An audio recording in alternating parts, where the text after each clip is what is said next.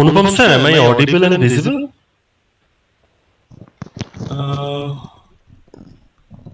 Can anyone test it? Anupam sir, Rajiv sir?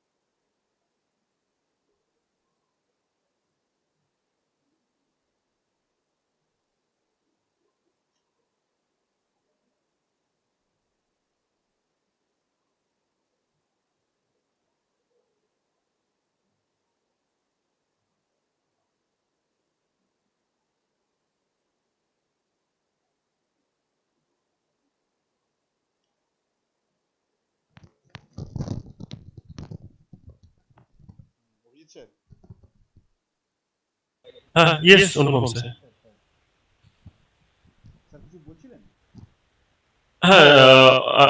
শোনা যাচ্ছে তো?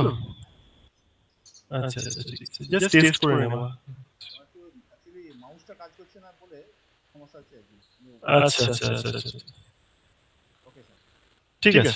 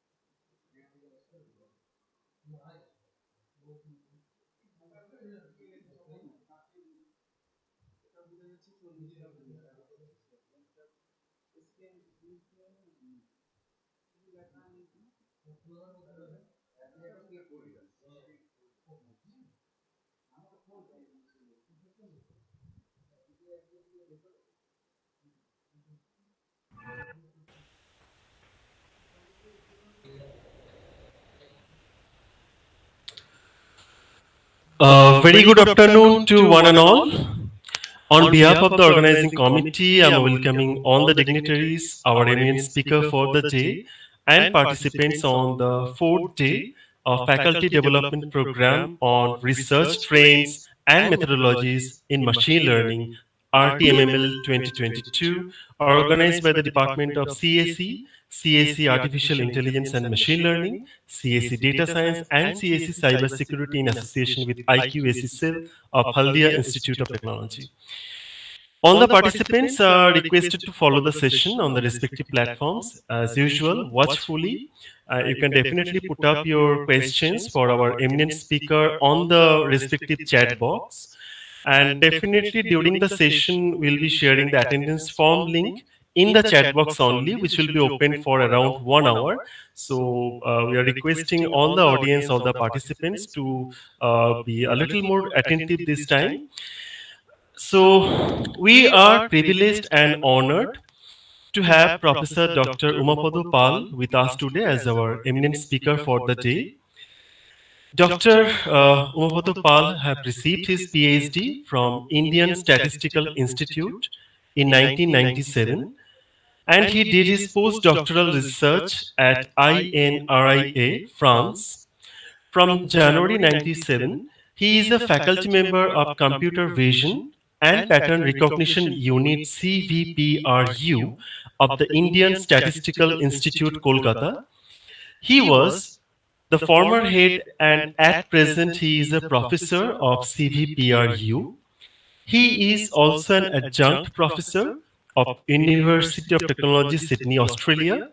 His fields of research interest are towards different pattern recognition and computer vision problems like digital document analysis, camera or video text processing, biometrics, image retrieval, keyword spotting, video analysis, medical image analysis, pose estimation, image video generation, etc. He has published more than 477 research papers in various international journals, conference proceedings, and edited volumes. Because of his significant impact in the document analysis research, in 2003 he received ICDAR Outstanding Young Researcher Award from International Association for Pattern Recognition IAPR. In 2005-2006, Dr. Pal has received JSPS Fellowship from Japan government. Dr. Pal has been serving as General Program Organizing Chair of many conferences including International Conference on Document Analysis and Recognition, ICDAR, International Conference on Frontiers of Handwritten Recognition, ICFHR, International Workshop on Document Analysis and Systems, DAS, Asian Conference on Pattern Recognition ACPR, etc. International Conference on Pattern Recognition ICPR will be in first time in India in 2024 under his leadership. Also, he has served as a program committee member of more than 60 international events. He has supervised 70 PhD students. He has many international research collaborations and currently supervising PhD students of 5 foreign universities. Also, he has visited more than 30 countries for his academic work. He is the in charge of the Joint Research Cluster of the Indian Statistical Institute and the University of Technology, Sydney, Australia. He is the founding co-editor-in-chief of Springer Nature Computer Science Journal. He is serving as associate editor of many journals like Pattern Recognition, ACM Transactions on Asian Language Information Processing, Pattern Recognition Letters PRL, International Journal of Document Analysis and Recognition, IJPRAI, and IET Biometrics as well. Also, he has served as a guest editor of several special issues. He is a fellow of International Association for Pattern Recognition IAPR, the Asia Pacific Artificial Intelligence Association AAIA, and the West Bengal Academy of Science and Technology, etc. Also, he is among the top 2% scientists in the world as listed by the Stanford University in 2020 as well as in 2021. So we are sure that all the participants will definitely find today's session to be very much informative, which will help in definitely in research. So Dr. Pal have already joined the meeting. So without any further ado, I'm inviting Sir to deliver his talk on the topic of recent research on pattern recognition and computer vision. Welcome, Sir. Over to you. So thank you, Dr. Sarkar. It is a details CV. You have given everything from me, so we don't have to say anything. Welcome, but still, I will give you some information. But before that, I just want to know, shall I wait for the participant? Because so far, I think 27, maybe 26 members are there. No, sir, you can start because even this meeting is being streamed live in YouTube platform also. Okay. We have participants watching from YouTube directly also, so you can start. Yeah. Okay, very good. So in that case, let me share my presentation. Let me know if you can see my slides.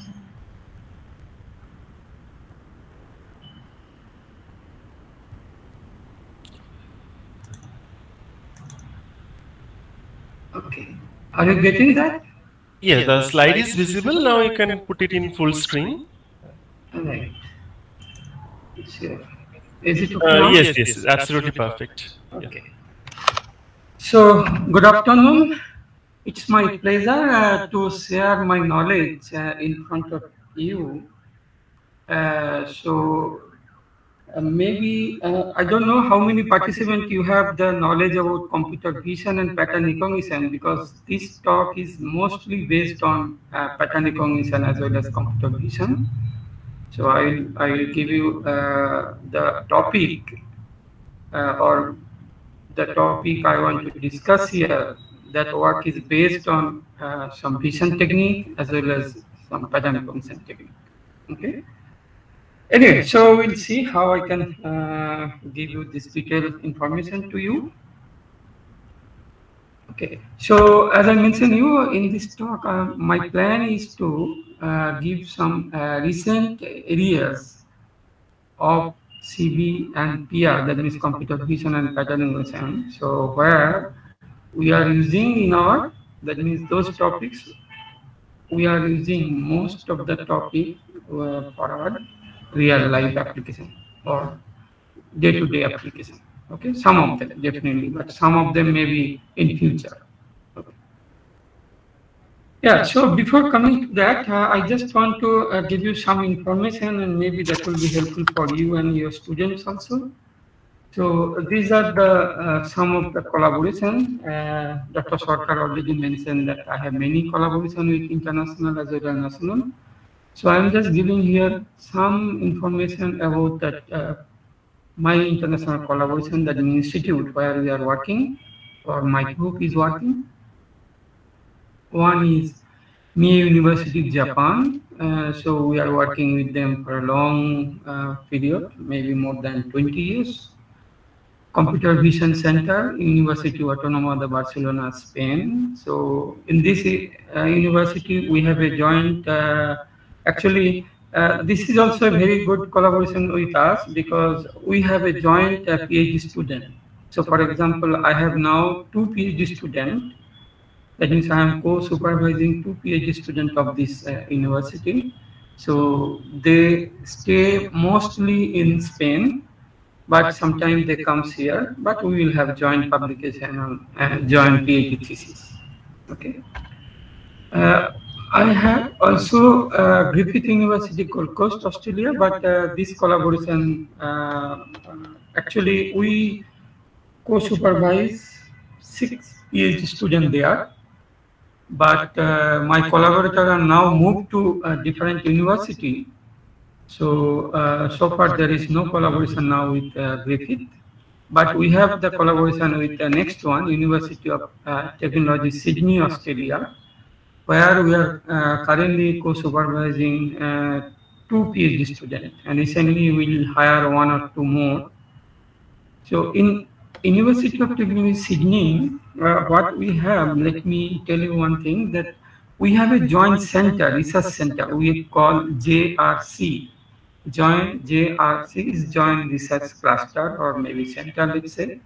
So under the JRC, we take student, and that student, most of the duration of the PhD period, they should work at ISI, but they will be paid in Australian dollar while staying in ISI. Okay. So let me give you a brief about that. Maybe next slide I will tell you more. Similarly, University of Malawi, we have a good collaboration with this university. So University of Malawi is one of the good universities. I think their rank is within 100, that world rank of this university. Maybe you didn't know that, but it's a big university, and they are some of the faculty is very good. For example, medical faculty is really very nice. Okay, and similarly, I have collaboration with two Chinese universities, the Nanjing University. This is the third most popular university in China.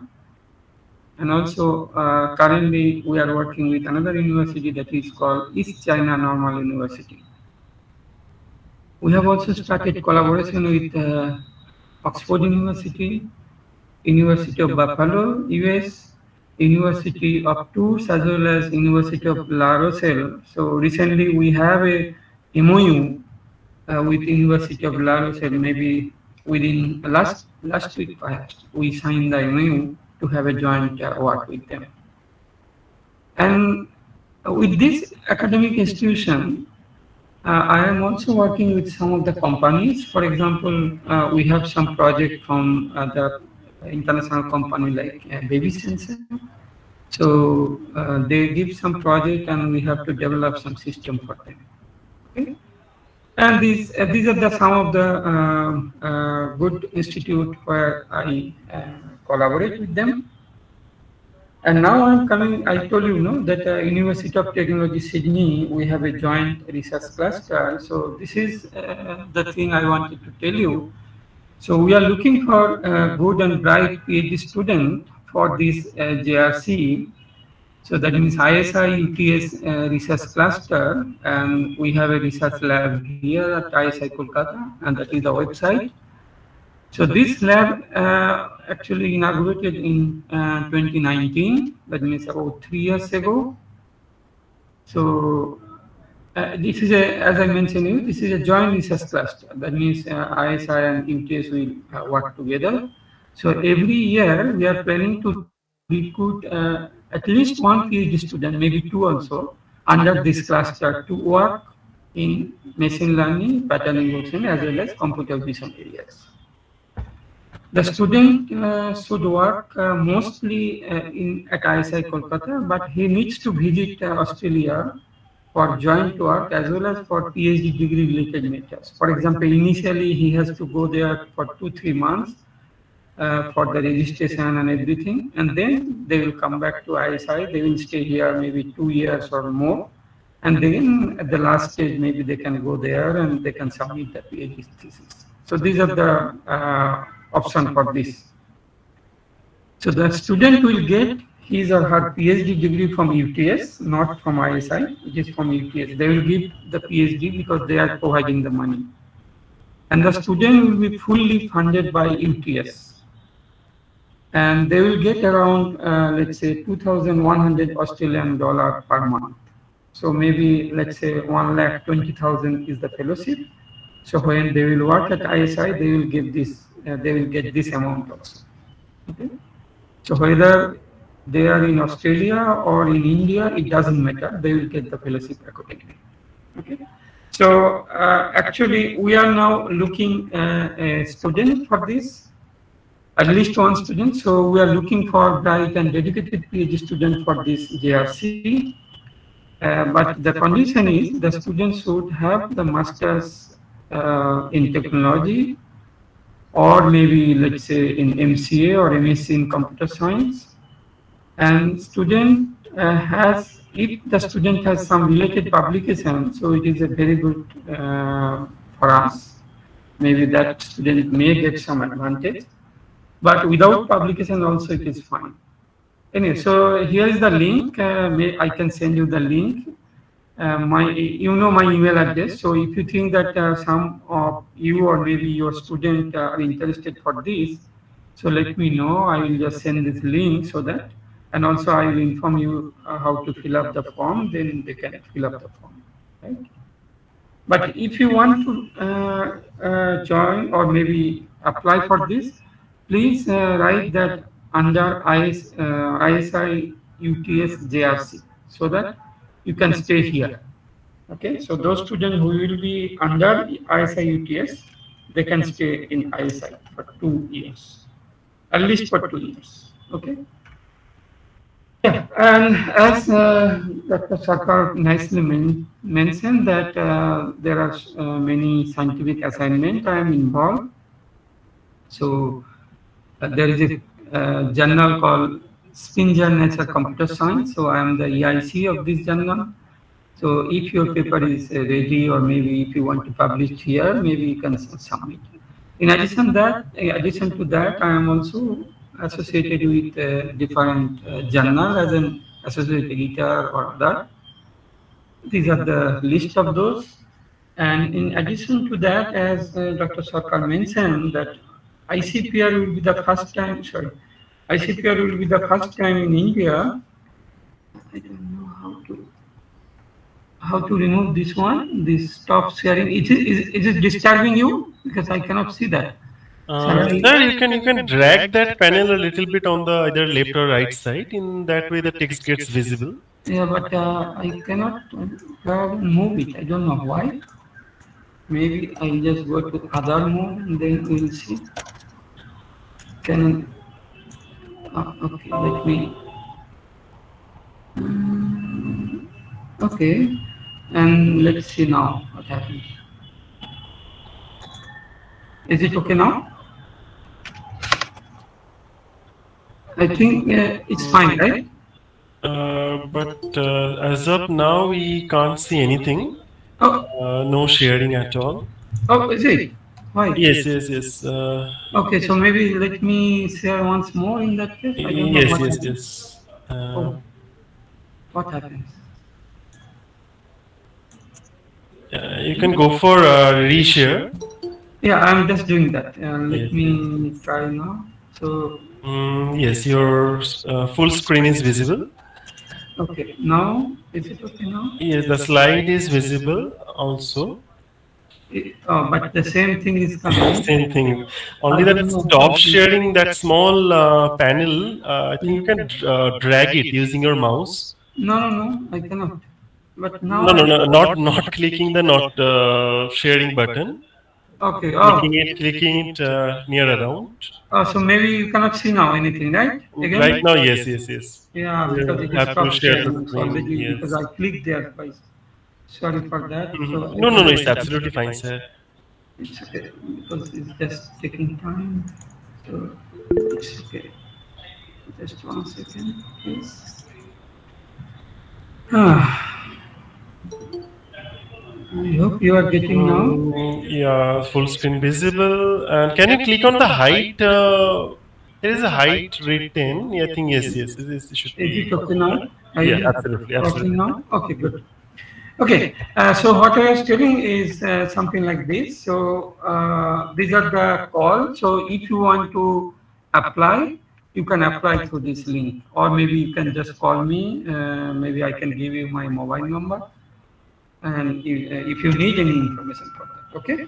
So this is for your students or maybe some of you. Right. Okay, and now I'll just go this one. That means as Dr. Sarkar already mentioned that scientific assignment. So I have already also mentioned those things. So one thing I just want to know that means if you are working on pattern recognition or computer vision. So ICPR is the best conference in pattern recognition, right? More or less 1,500 people, all big people generally attend this conference. So this will be first time in India. So we are organizing in Kolkata. So this is an opportunity for you to attend and to meet all these big shot in pattern recognition and computer vision areas. So maybe you can think to submit some papers. Okay. Yeah, so maybe I'll just come to actual talk now to give you some technical details for you. Uh, but here I initially give you some recent areas, then maybe I will give you more technical details on some of the particular area on this, right? So, for example, first one is multi-script document recognition with its mobile application. So you see now the people are using mobile everywhere, right? So always every person perhaps they have their own mobile. So if you just go to this mobile applications, then for example earlier we use this scanner, right? So using this scanner, we scan the document, then we'll go for recognition. Nowadays, people just use mobile. So for example, I have mobile, I'll just take the image, and then the computer vision technique can be applied for that to do whatever you like. Okay. So one application, generally, for example, for multi-script document. Multi-script document means in India, you know, there are many languages. And for each language, there is a specific script. For example, Bangla, there is a Bengali script. Maybe Bangla is used for other language also. Similarly, Hindi language, we use Devanagari script, right? Similarly, Tamil, Telugu, Kannada, so many languages, right? In fact, in India, we have about 10 different scripts. So, for example, if you have a script and you don't know, or maybe you have a language, you don't know language, then how you can get what is the meaning of that document or what it is written in this document. Okay, so nowadays your mobile can help you. So for example, you are in South India and you don't know, let's say Tamil, then maybe you just take the image of that particular part you want to understand what is the meaning, and then maybe that mobile system can recognize what it is written and also convert into your own language. That means first it will recognize in Tamil, then they will translate from Tamil to English or maybe Bangla or your own language so that you can know what is the meaning. Right? So similarly, for example, if you are in China, you don't know Chinese language and everything is written in Chinese. So people has developed system, and using that system, you can use your mobile to get the meaning of that. Okay, so these are the system that is based on mobile application, and that will we are using in our daily life, right? So multi-skip document or single-skip document, right? But the thing is, okay, we understand the logic. Okay, maybe there are many documents. Let's say in Indian document, maybe you can have two or three language also in one document. Or maybe you have a, let's say, single document and where you have only English. But how mobile can know this is English? How mobile can know that this is Telugu, this is Tamil, or this is Chinese or Japanese, something like that? So, for example, you think about that. So, how we know that this is, maybe I'll just give you one example so that you can see I have here. So, for example, I have a document and that document is containing three different languages, right? You can see here Devanagari, Bangla, and English also. These are the three scripts. That means Roman, that means English language, Devanagari for Hindi language, and Bangla is for Bangla. But how computer can know or maybe mobile can know that this first word is Hindi, second word is Bangla, third word is English, something like that. Okay, so can you just give any idea? So for example, see, mobile has no knowledge, right? But mobile has to understand this is English, this is Bangla, this is something. But how mobile can do that? So that's why you are using that AI, artificial intelligence, right? That means we are giving our knowledge to the other system artificially. So how artificially means? So artificially means, for example, let's say maybe if I ask you, if you want, you can interact with me also. Then it will be nice. Otherwise, it's okay. So, for example, first word is Hindi, and the third word is English, right? So, what is the difference between these two? Maybe you can easily tell us. Okay, first difference is there is a long line we call Shirorekha or Matra, right? So how we can detect this matra? So if you can detect that, then we can say, oh, this is non-English, right? So for example, we have given only three languages, Hindi, Bangla, and English. And now if you use this particular feature, just Shirorekha, so Shirorekha can help you to identify whether it is English or non-English. Maybe 90% cases, just Shirorekha feature can tell, okay, this is English and this is non-English, right? So one feature is Shirorekha, that means horizontal line in Bangla we call Matra, right? So this is one of the features. But how computer can detect whether this Matra is there or not? Because we know that there is a Matra because we can see that. We have two eyes, and based on this eye we can just see, okay, matra is there and this word is English, this word is Bangla, something like that. But computer cannot use those things, or maybe your mobile cannot use that. So that's why we just keep our features, that means what we use to identify for a particular word. For example, first word there is a matra, that means there is a line. The line is at the upper side of the word. So we know the line, then we will find where is the position.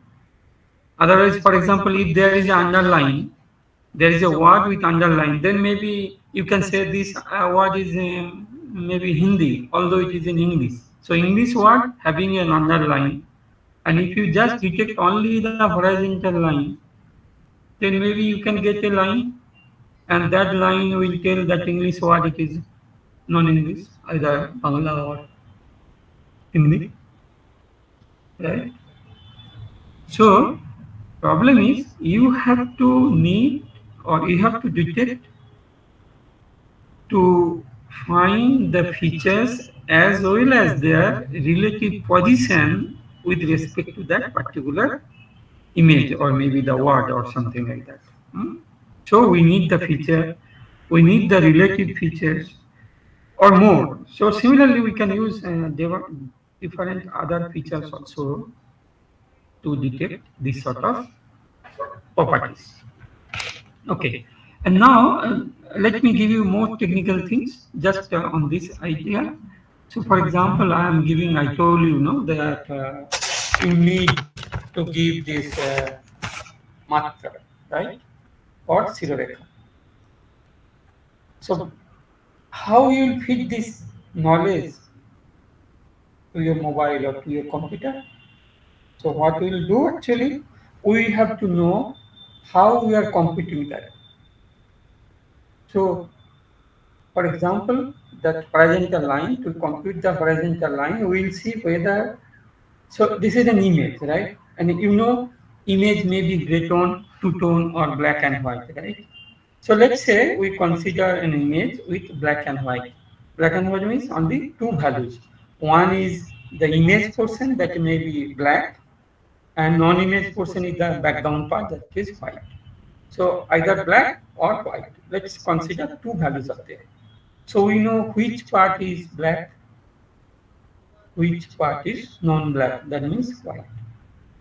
Okay, and now, so image is a two-dimensional matrix, perhaps you know that. So in that two-dimensional matrix, so that means you can, any of this programming knowledge, let's say in C or Python, it is a two-dimensional matrix, so there is some rows and columns. So you go row-wise to scan the image. And if you see in the consecutive columns, there are some 1 pixel. That means that is the part of the line. So line, what is the definition of the line? There will be some 1 pixel or black pixel consecutively with some values. Let's say there is some threshold. Okay, consecutive pixel, maybe 50 pixels are there or not. If there are consecutive 50 pixel one by one in a row in different column, then we can say that is the line. Okay, so this is the definition for us. So we will give this information to our system by the programming knowledge. That means we can write a simple C program for that, or maybe Python program that, and that program will give you to your system this idea that whether the line is there or no. Oh, sorry. অফিসে দিয়ে যেখানে ল্যাবে ভদ্রতা ল্যাবে আছে তো কেউ চল্লিশ আমি মিটিং আছি ওকে যে আসলে দিয়ে দিতে sorry so you understood now how we can give this information to the system, right? So maybe I will not take much time for that. So the programming aspect is you just scan your two-dimensional matrix, right, row wise, and you will see whether the consecutive pixels are 1 or not, and then you can decide whether it is a line or not. So this is only one feature, right? We can have more features, right? So more features means what is that? So for example, when you consider let's say Bangla or Hindi, you can see there is a vertical line, and at the bottom of the vertical line there is a small slanted line leftwise. So for example, you can see the characters, let's say in Bangla character, let's say mo. So at the lower part of the vertical line, there is a slanted line. So these sort of features mostly absent in English and Devanagari or Hindi. So based on that also you can decide whether it is Bangla or non-Bangla. Okay. So these are the feature-based approach. But nowadays there are many approach that is deep learning based. There are many models. So based on that model, you can also easily identify which word is English, which word is non-English, or maybe Bangla or Devanagari or Tamil, Telugu, something like that. Okay. So this is an example that how machine can identify easily the different language or script from a single document. So this is the output of our system. Actually, we have a system. That system can automatically detect the different languages. Okay, and they will mark the each. For example, if it is Bangla, it will be marked in blue only. If it is Hindi or Devanagari, it will be marked in red, and if it is English, it will be marked in green. Okay, so that means those words which are marked in green, these are the English. Okay, and then you can see. So this is Hindi, Hindi, Hindi, Hindi. These are all Hindi, and these green, blue one are all Bangla, and the green one are all English. And I think there is no mistake perhaps. Yeah. So you can see now the system can automatically identify that one. So as soon as you know this is English or maybe that Hindi, then you can use the Hindi OCR to recognize this particular word. So even if a document contains many language or let's say many script, it doesn't matter. Our complexity will not be very high to recognize those documents. Just simple module will identify whether it is Bangla or Hindi or English or some other script, and based on that identification, we can go for or we can call the respective OCR to understand what it is written. Okay, but you said what I discuss here now, it is only for printed things, right? But now we consider if it is handwritten. So if it is handwritten, it's much more complex. Why? Because printed means there is a particular writing style. That means that cannot be changed, right? So if I write just a particular using a particular font, then the writing style is same. If we change some font, maybe in some cases style will be changed. But the character will be always same. If we write P here and maybe after 10 times, if I write P here, P shape will be same. Maybe style can be changed little bit based on the different font. But when it is handwritten, you see the complexity. For example, if I am writing some text, so first character may be in different. Let's say I am writing O, and after maybe ko, and after sometimes if I again write ko, maybe I will just use different ko. That ko is not very related to this ko, right? So because of the individual writing style, handwriting recognition is much more complex than the printed one. Okay, so now the people are also developed some system for handwriting recognition. In fact, we have already developed a system for handwriting recognition for Indian city names, and that we use for postal automation. Okay, so I'll tell you about that. So for postal automation, what you need to do? So for postal automation, you need to know where it will go actually. So by postal automation, I mean, for example, when you drop a postal document at the post office, so nowadays in India, always perhaps now, that all post office, the people are just manually sorting the letters, right? But in abroad, there is no manual sort. That automatic machine, that means there are some sorting machine, that sorting machine automatically sort the document. Okay? But due to this now online things, no? So all the postal document, number of postal document is reducing a lot. But maybe perhaps you have seen, although postal document is reducing number because we use email, SMS, WhatsApp, some other social media, right? Number of the big parcel is increasing, right? So why the parcel is increasing?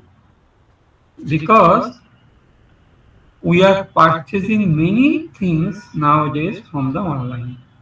So maybe every day we are purchasing something and they will be delivered by some company, right? So that means big parcels are coming. So problem now moved from postal automation to parcel automation. So instead of postal document, we now sort the parcel. Okay.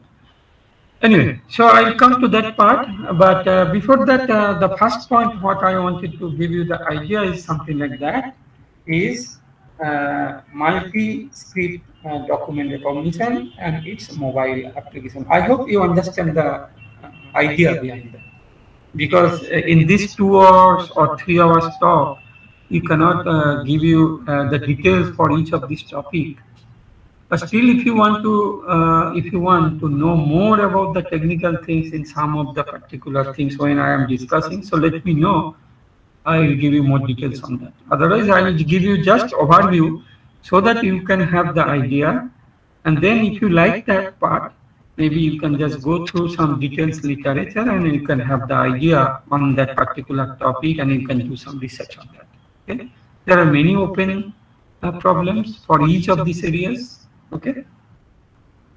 Yeah. So next work actually that is the parcel sorting.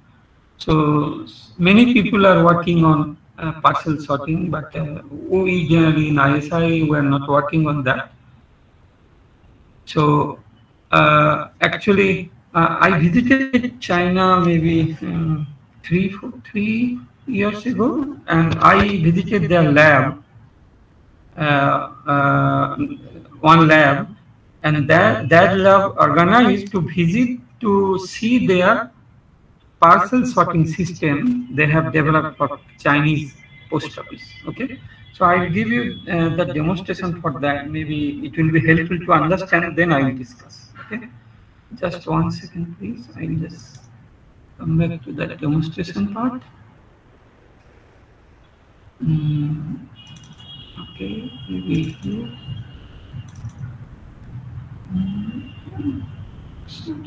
Okay, just 1 second, please. Maybe I just take from here is better. Okay, so here I'll just now give you some demonstration. So for example, postal, that means for parcel, not that actual postal, but we have the demonstration for that also. The Chinese team, they have developed. You can see here under their postal, that means parcel sorting thing. So parcel, it is a big size, right?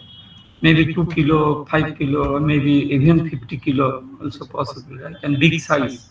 Like our luggage when we are going for abroad or maybe some other city in the airport, the luggage sorting things, right? So here what they are using, they using some small robot. You can see the robot is carrying the small parcel and they are dropping that parcel into some of the black box here. Okay. So these boxes is nothing but the address, that means it is the city. So for example, this box is for Kolkata, this is for Chennai, Mumbai or something, New York, let's say. So according to the address of this parcel, that particular robot will take that parcel and drop into particular box of that particular city. You see, the robot are helping us to sort the big parcel, and we don't need any human interaction for that. But what is the technology then? Maybe I'll just show you one more demonstration so that you can get the idea how actually it is working. You can see it is a luggage, like a luggage belt at the airport, right? So actually it is going all these parcels. And each parcel there are the address is written. So there is a camera, that camera will read the address and recognize the address, and based on the recognition result, so that particular robot who is waiting there, that robot will be instructed, okay, go to this with this parcel and drop it there. So that instruction is there. That means you have to control the robot based on the address on the parcel. And then that parcel, the or maybe post office people will come and he will just collect all the parcel what it will go to Mumbai or maybe New York or something and just send it. That's all. No human interaction for sorting. Okay.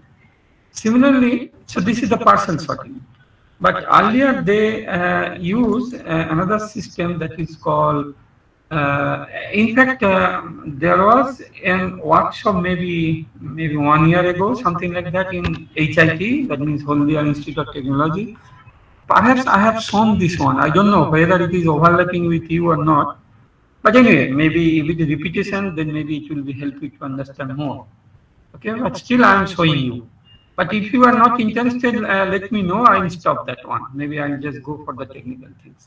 Okay. So shall I show these things? Absolutely, sir. Absolutely. We have many audiences, participants. Probably they have not attended your previous session Okay. that was Yeah. held So here. maybe Yes, I'm yes, yes. thinking Please that go. if it is overlapping with No, no, no, some no, no, sir. participant, Absolutely okay. not. Yeah. Thank you then. Very good. So let me show you so that you can get more idea about that one. So now I am showing you that see postal document. That means what? Maybe you can see the parcel is going so fast.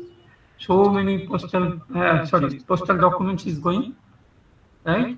And now there is a scanner inside machine. The scanner will scan and recognize the address, and based on the address, it will be sorted accordingly. Okay. So you can see here how this machine is working. So first this is the input. So as soon as it is getting or entering, it is scanned already. So after this scanning, it will decide where it should go actually. So it is a very big mechanical device because there are many city names, right? In India, you consider how many city names. If you consider the small town also, so many city names, right? So you can see here that particular document is going somewhere and then it will be dropped into according to their address, what it is written on that particular envelope. Okay. You can see there are small belt and they are following this route actually. So it is similar to like from the esplanade or maybe from the main city part, the buses are going to different direction or different routes. So it is like that. There are different routes, different belt for the postal document, and they are following like this. So you can see how fast it is. Maybe you can see that document is going in a very within a second. It's passing like that. In fact, we cannot see that one. What it is going actually. It's so fast. And now you can see here. These are the bin for different cities, and the documents are stored according to the bin. Can you see so many bins? And the post office people will come, just collect all this document and send it. But now you can see, if you wrongly recognize the address, that means a document which is supposed to go to New Delhi, maybe it will go to New York, right? So that risk is there. That's why this system should be developed in such a way so that your efficiency, that means the performance, is very high, let's say 99.9. But how you can enhance the performance up to 99.9? So one easiest way is, okay, I don't need that all documents should be 99% accuracy, right? So if there is a confusion, it's better we'll reject those documents. So let's say if I reject 20% document and 80% document is correctly sorted, then it is also useful because 20% document may be manually we can decide, right? So that's why there is a rejection technology, that means technique. So by the rejection technique, you just reject a document instead of wrong recognition. So you understand why wrong recognition is dangerous? because if it is going to, as I mentioned, one example, New Delhi, and maybe it will go to New York, right? If there is a mistake somewhere. So if you go to that document, go to New York, you see, then when it will come back, it will take 2 more weeks. But in some of the countries, they use only 1 day, maximum 2 days to reach their document. Anyway, so you got the idea. So these are the latest technology. In fact, for postal document, it is not latest. I have seen the first postal document system in Japan, and that is 2004. So maybe 18 years ago. They have running the system, and they invited me to go there post offices and see the system how they have developed, and that was developed by one of the company from Japan. Okay. Anyway, but nowadays there are many companies. For example, the Siemens, they have their own postal document system. Similarly, that USPS, that is in America, University of Buffalo, they have also developed something. And China, the Mie University, my collaborator actually involved with this postal automation. That's why we collaborated and we have developed the system for Indian postal automation. In fact, that was the first work for us, for India, that is how to recognize the Indian document for postal automation. So we collected that city name data from the Indian post office, real data, and we work on that, and we have a system already for that city name recognition. If you search in the internet that city name recognition system, maybe you will see many of our papers there. Okay, so that is for handwriting recognition related issues, and that was used for postal document, handwritten postal document recognition. Okay. Right. So maybe I will not give you more things on that. I will just come back for the presentation. Okay. I think you are getting my presentation, right? This slide? Absolutely, sir. Okay. So now I'll come to parcel sorting, postal document sorting. So you got the idea, right? But if you want to know more, okay, sir, I got the idea how it is sorting or how it is going there with the robots. But what are the technical things behind? There are many things, right? So first thing is we have two parts. One is the software part, another is the hardware part. Under the software part, you have to recognize the handwritten part properly or maybe printed part properly. As soon as it is recognized, then we have to go for hardware part, and where we have to control the robot, right? That means, and in robots are controlled in such a way, maybe there should not be any collision between two robots, right? So maybe you have seen that when robots are going, if one robot is crossing, another robot is just waiting, like the traffic, right? So that all the robots should be controlled in such a way there should not be any collision. But for the software part, if you want to know more details, for example, how the recognition is done, right? So the system of what we have used, it was feature-based system. That means we plan to find the features from each of these handwritten words, and based on that features, we recognize the word.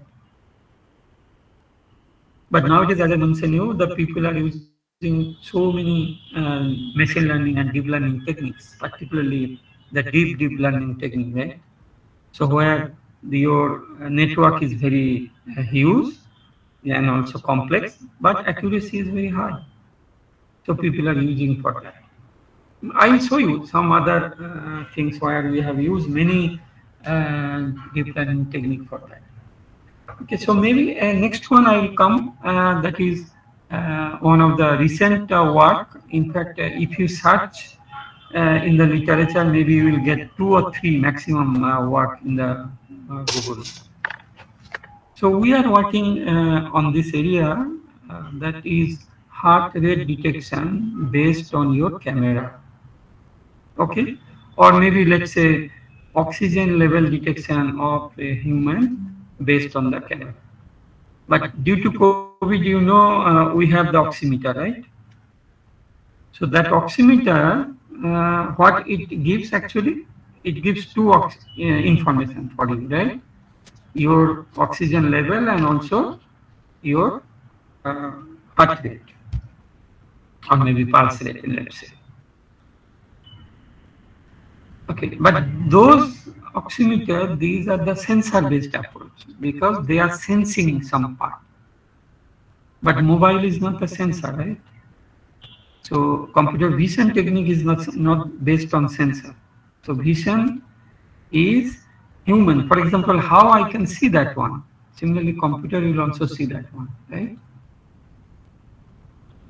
So for heart rate detection, I have a mobile now, and now if I take the photo of my face, then maybe mobile say, oh, your heart rate is this, or maybe my mobile is always in my pocket, and if my heart rate is going some threshold or above some threshold, maybe it will give some alarm, right?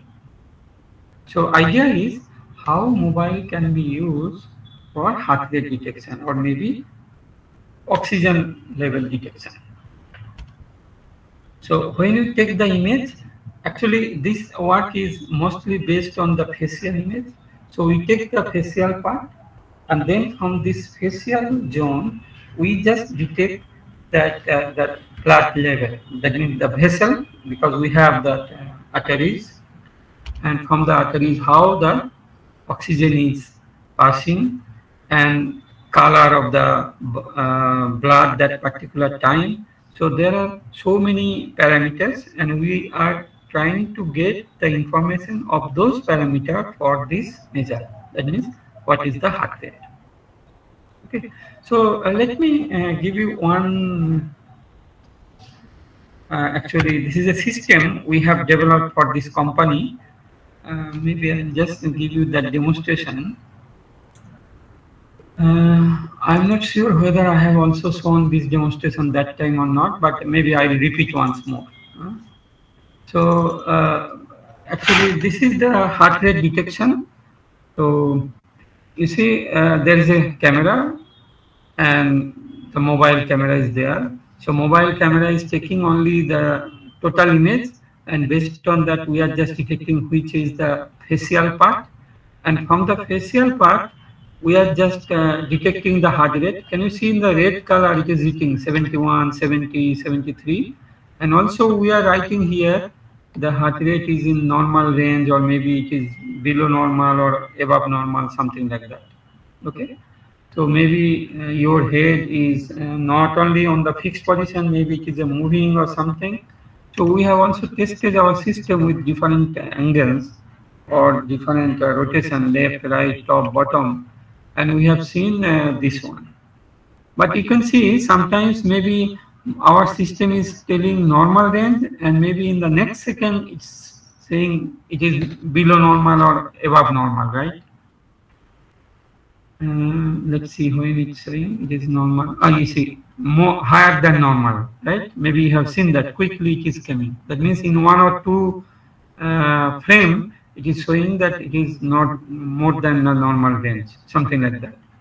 Okay, but the idea is, okay, what we can do, if you have a video of let's say 5 seconds, then you can see or you can check that how many times it is showing normal range, how many time it is saying below normal or above normal. You can see that most of the time it is saying the normal. So if you take the majority, then it will be on the normal range or below or maybe above. Okay, I think you got the idea. So basic idea is we just take the facial information, and from the facial information we just use the color and just the portion near that nose. This portion is very important for this. We just consider this local area to get this information. Okay. But recently some people are also using not only the face, maybe they are using the neck part also, these two parts. So next part also they are giving some. So that recently there is a paper in ECCV or ICCV, I'm not sure. So you know ECCV or ICCV and CBPR, these are the top most conference in our community, right? It is very difficult to publish in this sort of conference. If you published one paper in any of this, then maybe the other people can know, oh, he is working like this. So it is different conference. So try to publish in this sort of conference. At least once you can try. But the thing is, this sort of conference is very expensive because you have to give the registration, you have to present there, you have to stay expenses, airfare, so many things, right? So that is the problem for Indian side because we don't have enough fund for this sort of conferences. That's why the people are not submitting the papers in this big conference, right? Anyway, so you got the idea. That means heart rate detection. Similarly, we can also detect what is the oxygen level. So what is the idea behind this one? Because you know that oximeter is already there. They can already detect, or that oximeter can detect that heart rate and also oxygen level, saturation level, something like this, right? Then what is the use of this? But you see, this is not the sensor based. So that is the difference. Not the sensor based. It is based on the computer vision technique. Okay. In fact, nowadays you can see that if you, because of the COVID, if you just, there are some sensor where if you show your hand, then that system will tell you what is your temperature. Right? That means it is based on the sensor. But there is no computer vision technique, just you use your hand or you show your hand to your mobile and mobile tell you your temperature. No, there is no system. But these are the open problem. So people should think on that, how they can do that.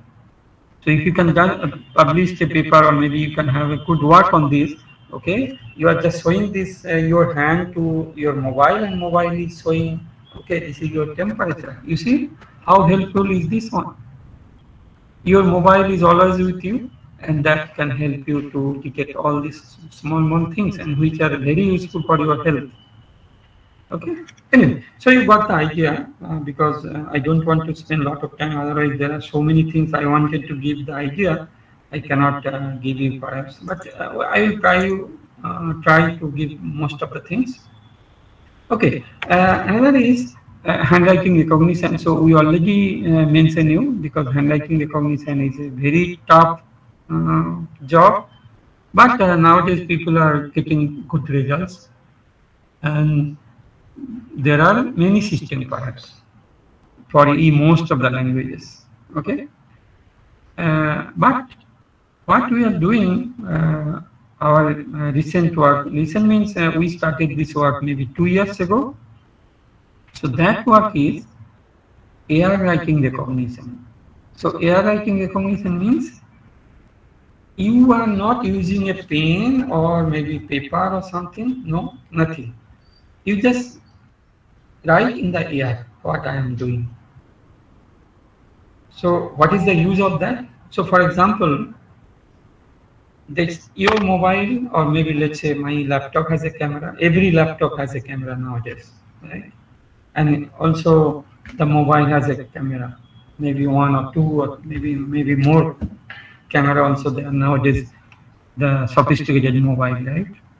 So you have the camera. And now if I just write here what I want to write, automatically it will be entered in my machine. Okay, that is the air writing. So you are writing in the air without any pen, paper, nothing. So just with your finger or maybe by hand. Let's say I'm writing Umapada, right? Okay, Umapada. So you can see based on my hand movement, camera gets the data and those data will be analyzed and then we can know what we have written. Okay, I think you understand the concept. AR writing, I am writing in the AR in 3D space. and I am moving my hand based on this movement, how I am moving. So that movement will give you what you are trying to write. Okay. So for example, what is the use? Let's say if you want me, okay, then what is the use of this air writing things, right? There are many uses. For example, you are sending an SMS, right? So to your friend with your mobile, then maybe you have to use your small keyboard or keypad of your mobile, and you have to type there. And maybe there will be mistake because the keypad is very small. So instead, I just write here without any error, and automatically it will be enter. And then just send button, and it will go there. Okay. This is one of the applications. So for example, nowadays the small kids are very much addicted for the mobile, right? So in nursery 2 or maybe class 1 student, they are always using mobile from morning to evening. Even I have seen that when they are eating, their mother is feeding him or her, and he is or she is watching the mobile, right? Or he is just searching something. They are very much efficient than us, perhaps. So you can see, if they are using this mobile from morning to evening and with this small keypad, if they work, then maybe that is not good for eyes. So they maybe eyes will be defected or something. There will be problem in their eyes. So instead, if you just use this AI writing, you just move your hand, and automatically it will be there. So there is no trace on your eyes, right? So that is the concept. Okay, to relax your eyes, you can use this AI writing recognition. So it is similar. What you are writing with your pen on a paper, let's say 3D space use your paper, and finger is your pen. And now you just write like this. That's all. And camera will get the data. Okay. So no need to use pen, no need to buy the paper. That is another advantage. And everything will be stored digitally. Right? Okay, so this is the air writing system. But we have published a few papers on air writing. Maybe I'll just Dr. Sarkar, may I know that is it a 2.5 hour talk, right? Yes, sir, that's the plan as of now. I think we can start taking up the queries, questions from five, if that is possible, 5 or 5:10 And around. do you, just now, my thing is, do you think that we need to give some break to them, or I will continue? No, no, you can continue. No issues on Okay, that. it's okay. Okay. It's okay. So, So a small request, you can put the slides in full screen mode. oh, sorry. Yeah, yeah. Please tell me, because I am moving from one to one, and sometimes I Yes, forgot. yes, So yes, yes. just to remind me, if there Mhm. is anything or any question, just stop me anywhere. Definitely. You are most welcome for that. Okay? Sorry. Right. As I mentioned you that AI writing recognition, as I discussing that one. So we have published something, and maybe I'll just quickly give you something now. Maybe it is better. Or if you want, I can come back later also. Let me come back later. So just I'm giving initially the idea, then maybe for details I will give you later. Otherwise, maybe I don't have time for the others. Okay. So another new topic actually we are working on automatic answer script evaluation. So what do you mean by automatic answer script evaluation? So for example, after every exam, for example, when your student has the semester or maybe mid-semester, you have to check their answer script, right? So can you think that, okay, instead of human, machine can evaluate that? So, and if machine can do that, and we can spend lot of time, or we can save lot of time to spend in other way, right? Or maybe we can do some research or something. Because, for example, if you have to check 100 answer script in 2 weeks or in maybe 3 weeks, maybe there will be heavy pressure on you, right? So instead, can we think like that? In fact, nowadays some countries are thinking on that. So when there is an exam, for example, All India entrance exam, right? In joint entrance or maybe the West Bengal board exam or something. So several thousand, right? Several lakhs of people or students are appearing that one. So many answers keep. Is it possible that we can develop a system for that? We have already that means that MCQ, right? Multiple question, and also that answering technique. You know how to do that, but MCQ is different from this one because here, if you write some answer, right, descriptive one, or maybe short answer script, that means you have written the short answer. How to evaluate that one? So that's a very interesting topic. In fact, already one of our PhD students that we co-supervise with Australia, she already obtained her degree on short answer script evaluation. So for example, if you just one or two lines, it can evaluate automatically. But if you give an English essay, right, how computer can evaluate that? It's a very challenging, right?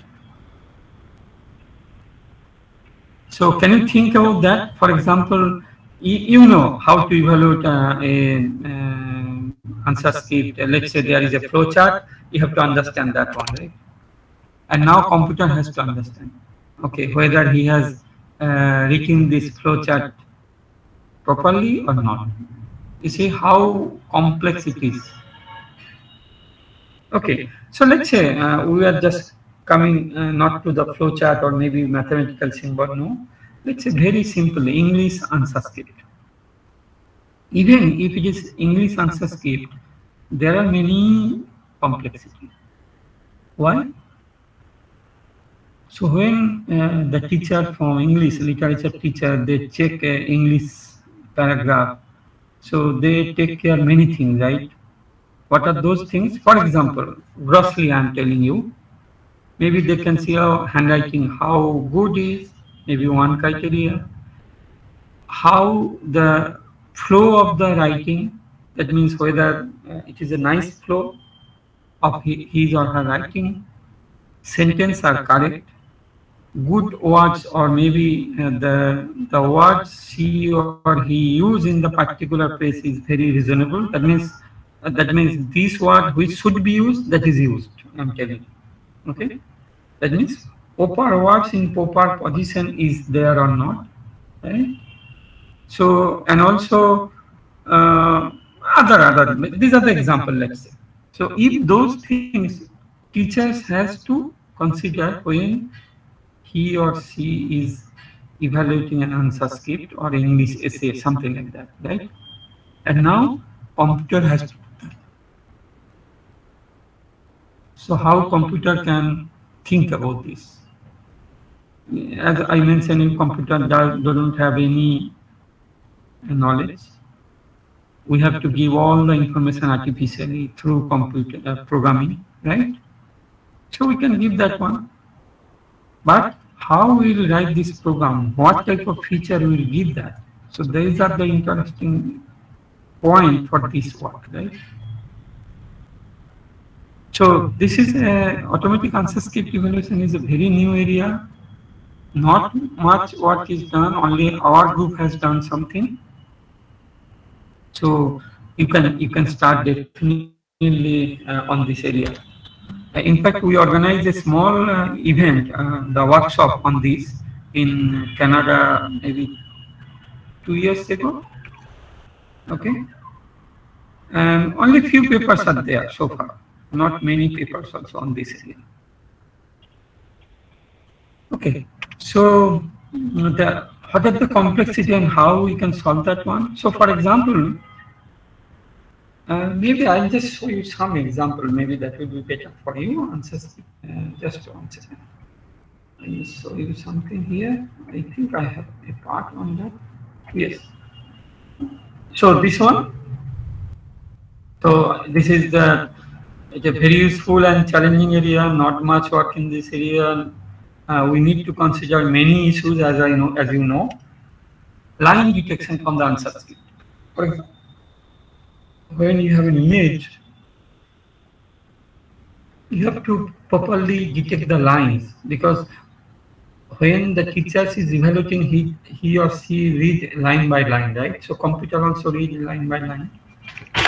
So it will read line by line, and from each line it will word by word from left to right, and then it will get the meaning and handwriting quality, writing flow, everything she or he has to consider and give the marks. So similarly, computer has to consider all these things. Okay, but the problem, as I told you, how to take care of the graphical part like drawing or flowchart, right? How to decide the cross out. Cross out means when the people write something and then they cross. You can see in your students' answer script there are many cross out, right? And also maybe sometimes there is some mathematical symbol, equation in different subject. It depends on the subject, not in English literature at least. Okay? So there are many issues we need to solve. That's why I'm telling this is a very interesting area. Maybe you can just think to assign a small portion of this. Okay? That, for example, how to detect whether this part is crossed out or not. So crossed out means maybe I just want this one, right? So those who are people have just crossed, right? So, but the thing is, for the arithmetic ancestry calculation, it is a very complex thing, because you see, when the students start writing at the beginning, no, his or handwriting is very clear. Huh? All lines are parallel and it is nicely written, neat and clean. But at the end, when they don't have enough time, you see the writing quality. Maybe I don't have to tell you, it's very bad, right? So sometimes maybe even we cannot read properly sometimes. I think it is true from your side also, because you are all of you are teacher, right? Anyway, so there are many issues like handwriting quality, cross out, line. So there are many issues for solving this problem, and the status for this national and international is like that. To the best of our knowledge, there is no published work on descriptive answer script evaluation. Okay, so one group from Japan, they have started for Japanese answer script evaluation. And for in India, that means for national status, so far there is no reported work on handwriting descriptive answer script. But we have some work, that's why we have written here, except our group, where we have evaluated some, not exactly short, but also if it is 3/4 sentence, it can consider also. Hmm? Let me give you more things. So many problems, handwriting in answer script is different from normal handwriting, because you see there is a time factor. You have to complete all the answer in 3 hours or 4 hours, something like that. So because of the time constant, people handwriting will change, right? Variation, because as I mentioned you at the beginning, writing is very nice, at the end is very bad. So large variation in writing style. In many cases, a student may have different writing style, right? It is true always. That means good at the beginning and very bad at the end, and very complex in nature sometimes. Word extraction from the answers poses many challenges, because the non-uniformity of the space between the words and also line. Sometimes the words are touching, or maybe top line and bottom line also touching. So there are many things how to separate that one. So line segmentation itself a problem for answer script evaluation. Lastly, the cross out. As I mentioned you, there are different type of cross out. So how you know that these are the cross out and these are the not non-cross out? Because if it is cross out, you should not consider that word, right? So different process or procedure should be applied. First is segmentation. Document should be segmented into lines, lines into words. Then from the word, we have to decide whether this word is cross out or not. But most interesting point here is you can see when the student write in their answer script, they may sometimes say, "Oh, please go to this page for the rest of the answer." You see, he is maybe in page 2 and he is telling, referring now, go to page 10 to see the rest of the answer. So then computer has to know, he has to read or computer has to read and computer has to go there and then decide, okay, from the, let's say, third para of page number 10. So computer has to know which one is third para and then, so you see the complexity. Actually, I wanted to give you the overall complex problem. That means how complexity or how much complex is the problem, so that you can think that there are necessary to develop something on this area for the country, right? Okay, and now you can see that just an example of handwriting with so many crossing. So how we can decide that these are the crossing and these are not the cross out. Okay. Similarly, the crossing may be line wise and maybe just horizontal line, or maybe there are so many slanted line like this. So we can decide that which part is cross out, which part is not non-cross out. So we have developed a system, and that system is, this is the output of our system. So the system detects every word, whether this word is cross out or not. And he marked in red, that means our system marked in red if the word is a cross out. Maybe you can see our system cannot detect some cross out definitely here, here or here, but other cross out maybe it is detected mostly, but there are some errors, right? So this is one of the work, and we published this work maybe 1 year ago, and this month also we published another good work that is for cross out as well as line segmentation from the Ancestry. Okay, so maybe I'll just give you the main work element so that you can think which part is interesting for you and you can start some work. So we need the data and the ground truth generation. That means we have to know which part is cross out and which part is not. Perhaps you know what do you mean by ground truth, right?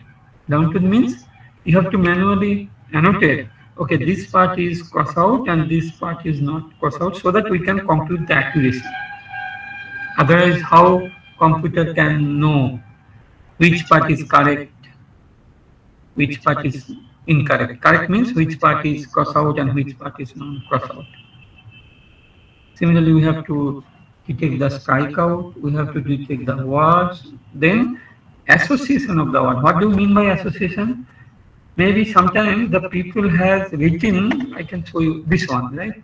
So he has written, deleted this word marked in black and written somewhere here or maybe bottom or maybe the corner. So we have to know that this word is after this one. Okay. That means you have to know actually the relation of the words, which word should be connected to next one. Okay, and then we have to recognize the words. Based on the recognition results, we need to know now how the writing quality. Writing quality means it depends on two. One is whether it is very neat and clean. Another is whether the sentence formation is nicely done with proper words. So for those things, we need some sort of natural language processing technique. So we need the computer vision, we need the pattern recognition, and we need the NLP, natural language processing, to get the evaluated marks by the computer. So these are the important things we need to do for this work. Okay. Yeah. So I will not discuss much about that. Otherwise, I cannot consider the other parts of that. So let me go back to that original things what we are discussing. Okay. That is the answer script evaluation.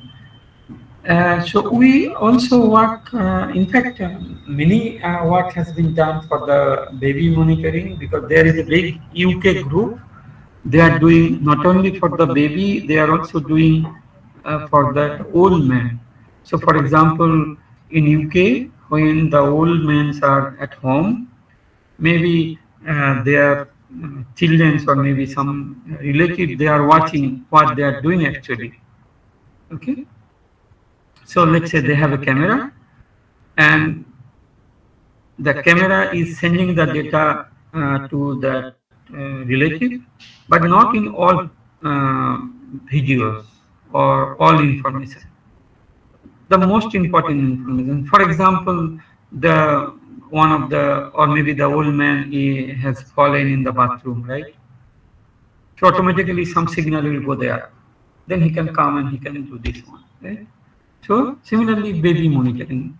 So for example, baby was sleeping and his or her mother was cooking, right? And mother is in the kitchen, and maybe suddenly baby just put some cloth on, or on his or her mouth, right? And that is dangerous for the baby.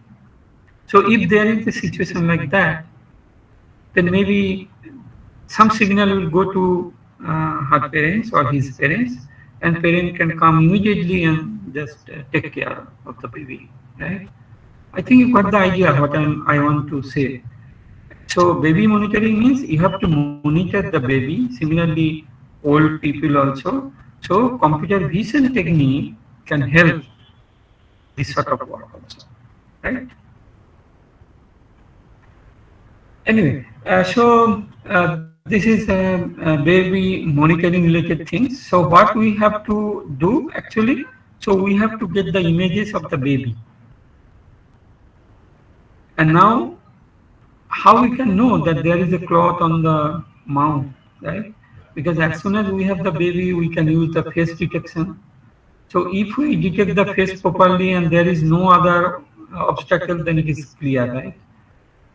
If we know, okay, this is the face earlier, and now that face is covered, that means there is something. So then the signal can go to her parents or his parents, and the parents can come and take care. Okay, so you got the idea actually.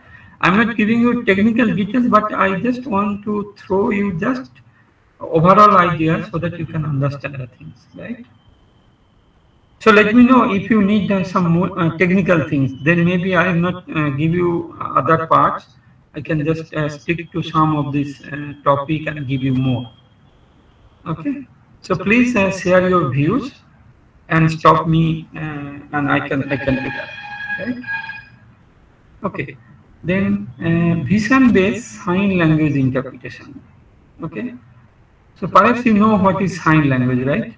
The people who cannot speak or who cannot hear, that means the deaf and dumb people, they generally use some sign. For example,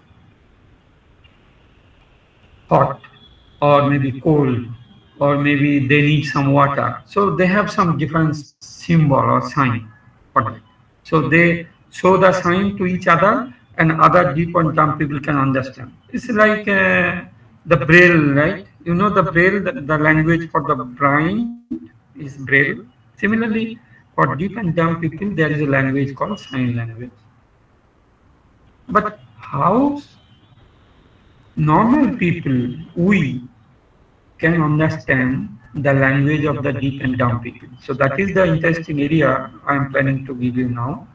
So normal people will communicate with the other people, the deep and dumb people. How they can do that?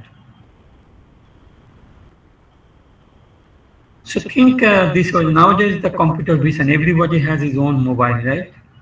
So when deep and dumb people is showing a symbol, I can just take my mobile and I can get that symbol automatically because it is like AI writing, right? He's showing the symbol by hand. So I can take this symbol and I can know what is the symbol he is just drawing. Then my system can recognize the symbol and convert into deep language, that means for the sign language, to English. For example, okay, this means he wants to know or he wants to get some water. Then maybe the normal people can give some water, that's all. Okay. Or similarly, if normal people wants to say something to them, they cannot hear, right? They cannot understand. Then maybe, let's say I'm telling, okay, if you want to go to city, you have to follow this way, something like that. As soon as normal people will say this one, this can be converted also through this mobile or computer vision technique to sign language, so that the deep and dumb people can know what normal people is saying. That means it is a both direction, right? Deep and dumb people language, that means sign language, can be converted into normal through mobile. Similarly, normal people language can be converted into sign language through this mobile. So that mobile can help us to communicate with normal and other people like deep and dumb people or some other people. And that is based on the vision based technique, computer vision. Okay. I think you got the idea. So how we can do that? But how computer vision is doing that I am not telling actually. That is the technical things. Okay. So for example, when that deep and dumb people write a symbol, so that I am getting the image, but which symbol it is and how it is recognized, that I am not telling here. But if you want to know, let me know, I can just tell you that one. And there are many complexities also, that also I am not telling this one. What are the complexity? So for example, when deep and dumb people is writing something, there are maybe some other people are standing there or something, there are maybe obstacles, so many things. Or maybe lighting is not clear, or it is raining, so many, or evening something, maybe the camera will not be, images quality is not good. So those things are always there in any image processing, any computer vision technique. So I am not telling those things. I'm just considering the normal scenario so that you can get the idea. Okay, so I think it is clear to you that I am just considering the normal scenario, not the other scenario for this. Okay. Yeah, drone-based application. Nowadays, you can see most of the big application we are using drone. In fact, Kolkata police is using drone in many areas, right?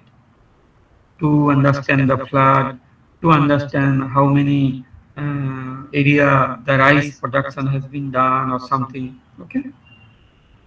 So drone is also helping us to automatically get the idea in different areas, right? So for example, there is a crowd and how many people are there? So maybe drone, if we get the drone image, then we know the each man has a particular shape. So we can say, we can use the shape detection algorithm, and that shape detection algorithm can be used to detect how many people are there in this crowd, right? Similarly, for example, in a forest, I want to know how many, let's say, palm tree is there in this particular forest area. Okay, how we can do that? So we can use the image obtained from the drone.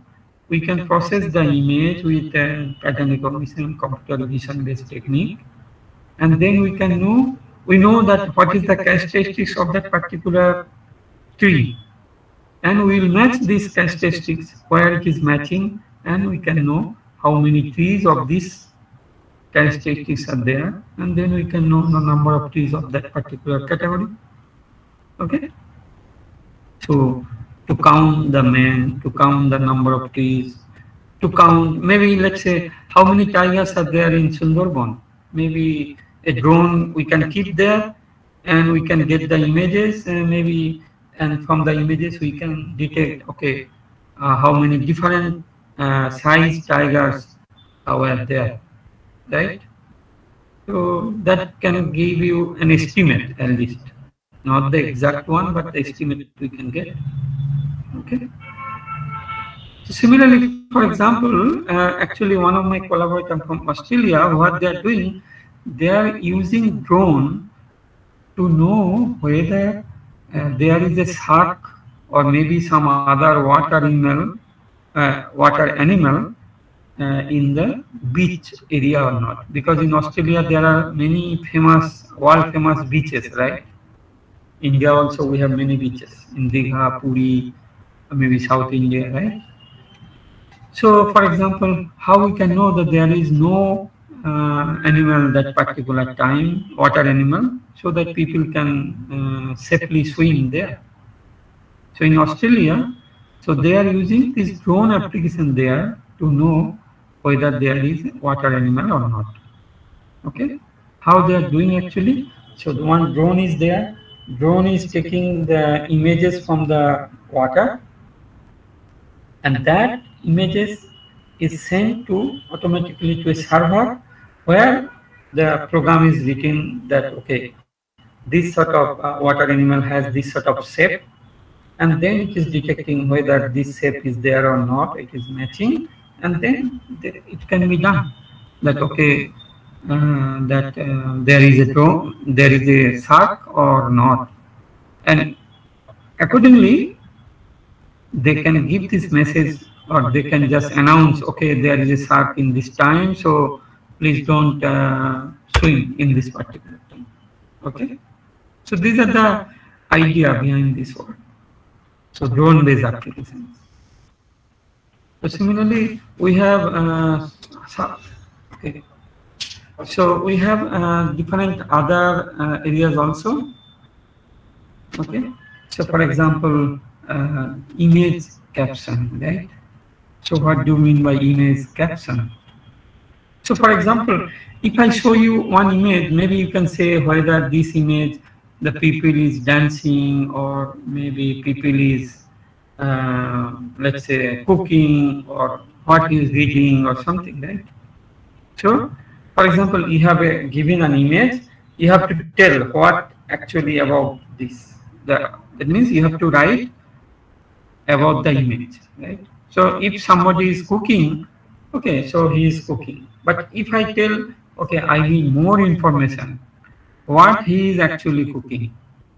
So that means then you have to identify that what are the different items are there. So for example, if there is a fish or something, then we can say, oh, he is cooking fish, or maybe chicken, or maybe mutton, or something like that.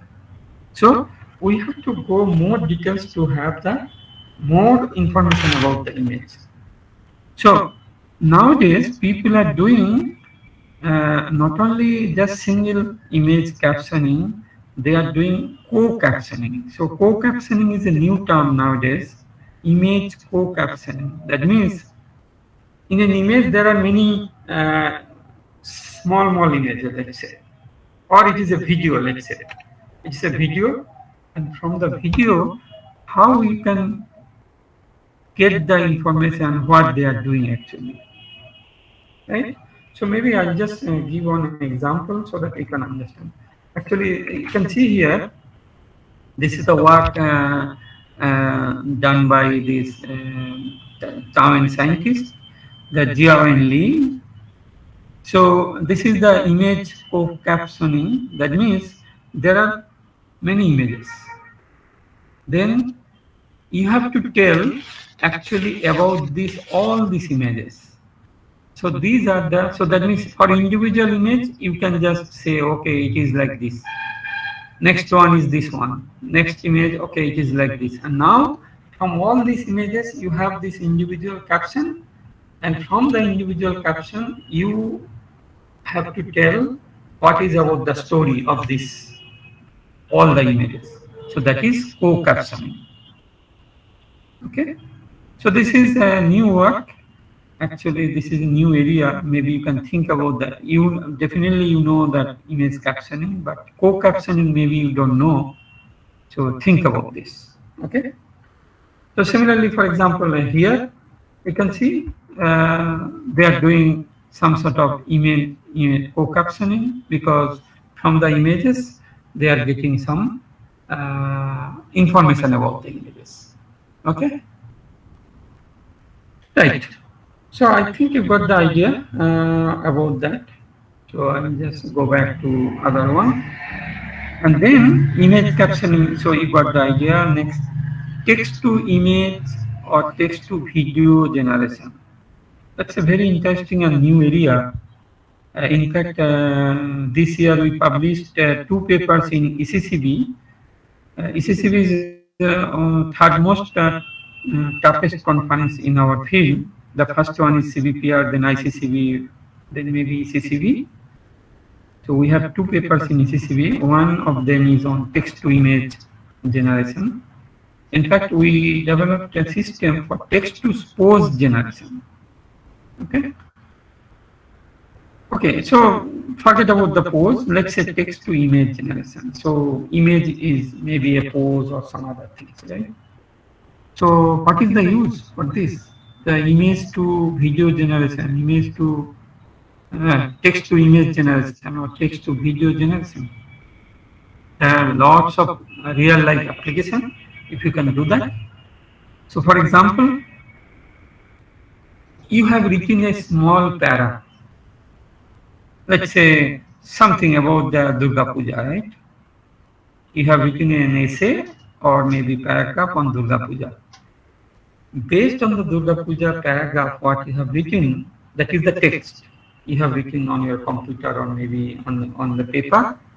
And now the computer vision technique can take that text or image and generate the actual content, that means what it is discussed in that text. So for example, just give me 1 second, I will give an example. So for example, I am just writing something in Durga Puja, okay, 5-6 sentences I am writing, Durga Puja, when it is the time, how many goddesses are there, how many people generally attend, something like that, then automatically a video will be generated. Okay, so that means from the text we can generate a video. So maybe we can generate also a movie, right? We just give the text, we'll have the movie. So maybe I don't know whether you know that one in maybe in the village side. Even also there is what we call the jatra, right? Maybe you see, and when the this sort of occasion is generally held, so there is a book that is the what is the title of that particular let's say this jatra, and from based on that the people will play accordingly, right? That means, so now you know the book, that means you have given a book, that means this is the text. So if you have given the text, then maybe we can just automatically generate the movie for that. Okay, so you think how interesting is this area? You just give a text, it will draw the image or video. So for example, you are just giving something. Oh, so maybe this is Umapada, his height is this, and maybe he's wearing a shirt like this and pant like this, and he has a spectacles and maybe something like that, and automatically my figure will be drawn by the computer. So this sort of work is going on. And maybe I can just give you one example. Actually, this ECCB paper, our paper is on text to pose generation, let's say image generation. So maybe I'll just give you one example for that. Okay, so these are the things. So if you, uh, okay, I'm sorry.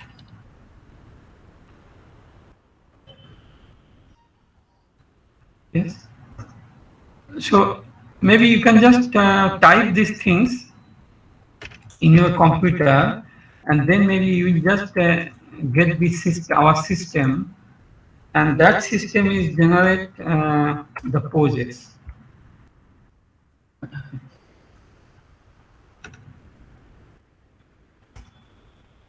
You can see my, oh, what happened? Just 1 second, maybe there is a mistake. I didn't copy properly.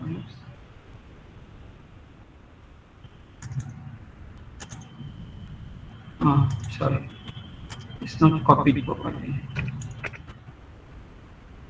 So here my intent will show you how our system is can generate the images, and maybe you have to tell whether it is a genuine or not. It is, that means it is our computer generated or it is real image. Okay. So instruction is given. Maybe you can just try it later. So what you need to do, you have to tell whether it is a real image or fake image. What do you mean by fake? Fake is it is generated by computer, and real means it is original image. Okay, so that is the work we had. So maybe we start this one. So this system will give you some idea. See, this is the user study practice. So just it is initial practice. So we are just showing you. So these are the real, these are real, these are example, and these are the fake images. Okay, some fake. Okay, maybe you can say, oh, it's very easy that to identify whether it is a fake image or real image, right? So this is for you. And now I am just giving you this one. So can you tell me whether it is real or fake?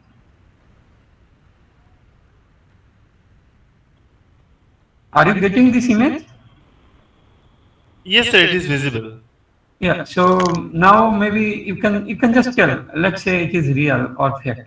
If I say it is fake or real, then you can see whether I am correct or not. So I am incorrect. What do you think? It is real or fake?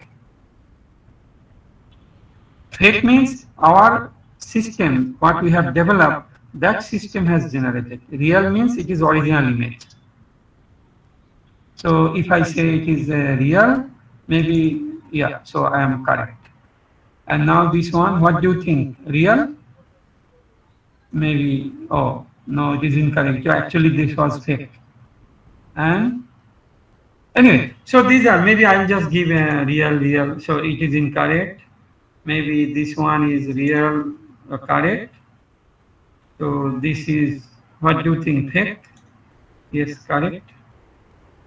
So now I'm not sure, maybe real. Oh, it is incorrect. I'm sorry. Maybe real. Yes. So there are 10 images. I am just in 9 number. So maybe it is real. Yes. And now this one, what do you think? Maybe real, right?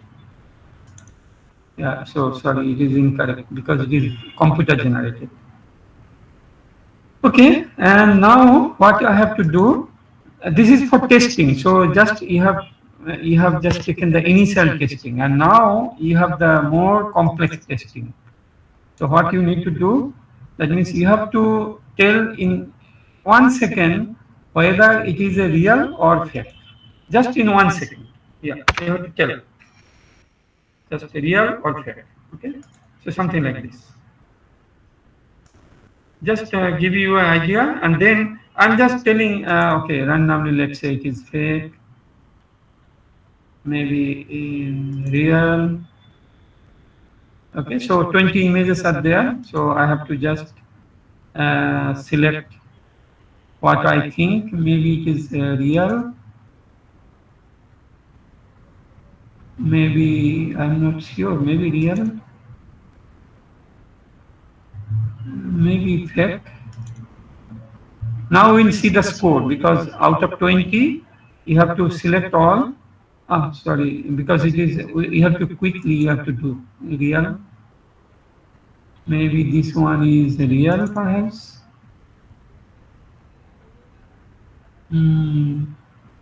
Looks like real.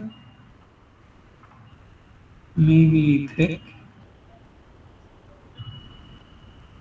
Maybe real. Real. Maybe computer generated, that means fake. Maybe, I'm not sure, but anyway, it should be fake. Maybe fake, I'm not sure. Anyway, last one. What is real or fake? Maybe real. Okay, now we'll see. See, my accuracy is 35%. So out of 20, only I have considered 7 is correctly and other are wrong. So you can see now, that means the generated image quality is very good. That means it is similar to real. That's why I cannot distinguish whether it is real or fake. Maybe you can try, because this is the system. I mean, if you want, I can just give you. Then you can see that what is your accuracy. Okay. So what I want to say here is, you see, I have given some text, and based on the text, the computer has generated these images. Okay. So similarly, instead of image, now maybe we can generate the video or maybe a movie based on the text. In fact, nowadays there is another component that is called ACM Multimedia, and I reviewed some papers on there, and I have seen one of the papers they are doing like that, from text to video generation. So they are trying to generate video from the text. Okay, so that means no need for the people. So just give the text, and based on that, video or movie will be generated. So they are taking some dummy character, and they are making, okay, this is hero and this is heroine, something like that, and then movie will be ahead, something like this. Okay, I'm sorry. So maybe I'll stop it, because you can also do another test if you want to go, because I will stop it here. I will not go there. Anyway, so let me go the other topics and like this. So these are the image to video generation. So maybe I'll go to the next other application based on PRM CV. We don't have enough time, but anyway, next other applications are something like that. Abnormal behavior. Sorry to interrupt you, sir. Can you put the slide in full screen mode? Yes, sorry. Yes. Thank you. Yeah, you see, I just came from the demo and I forgot. Yes. Thank you. So other applications are something like that. For example, abnormal behavior identification using social media images. So now you see everybody has a mobile and they are using either different social media, right? Facebook, LinkedIn, many others, right? And they also upload many images. So based on the images they upload, is it possible to detect the behavior of the person who has uploaded these images? So for example, a person who has some mental problem, maybe the image what he upload or she upload is, you can see that image reflect that he has some mental problem. Okay. So from that normal, for example, for social media images, how we can know that these people are normal and these people has some problem? So that means abnormal behavior identification. That means those people are not normal, that is abnormal, let's say. So how we can detect those? So better to keep away those people from that your Facebook or something, right?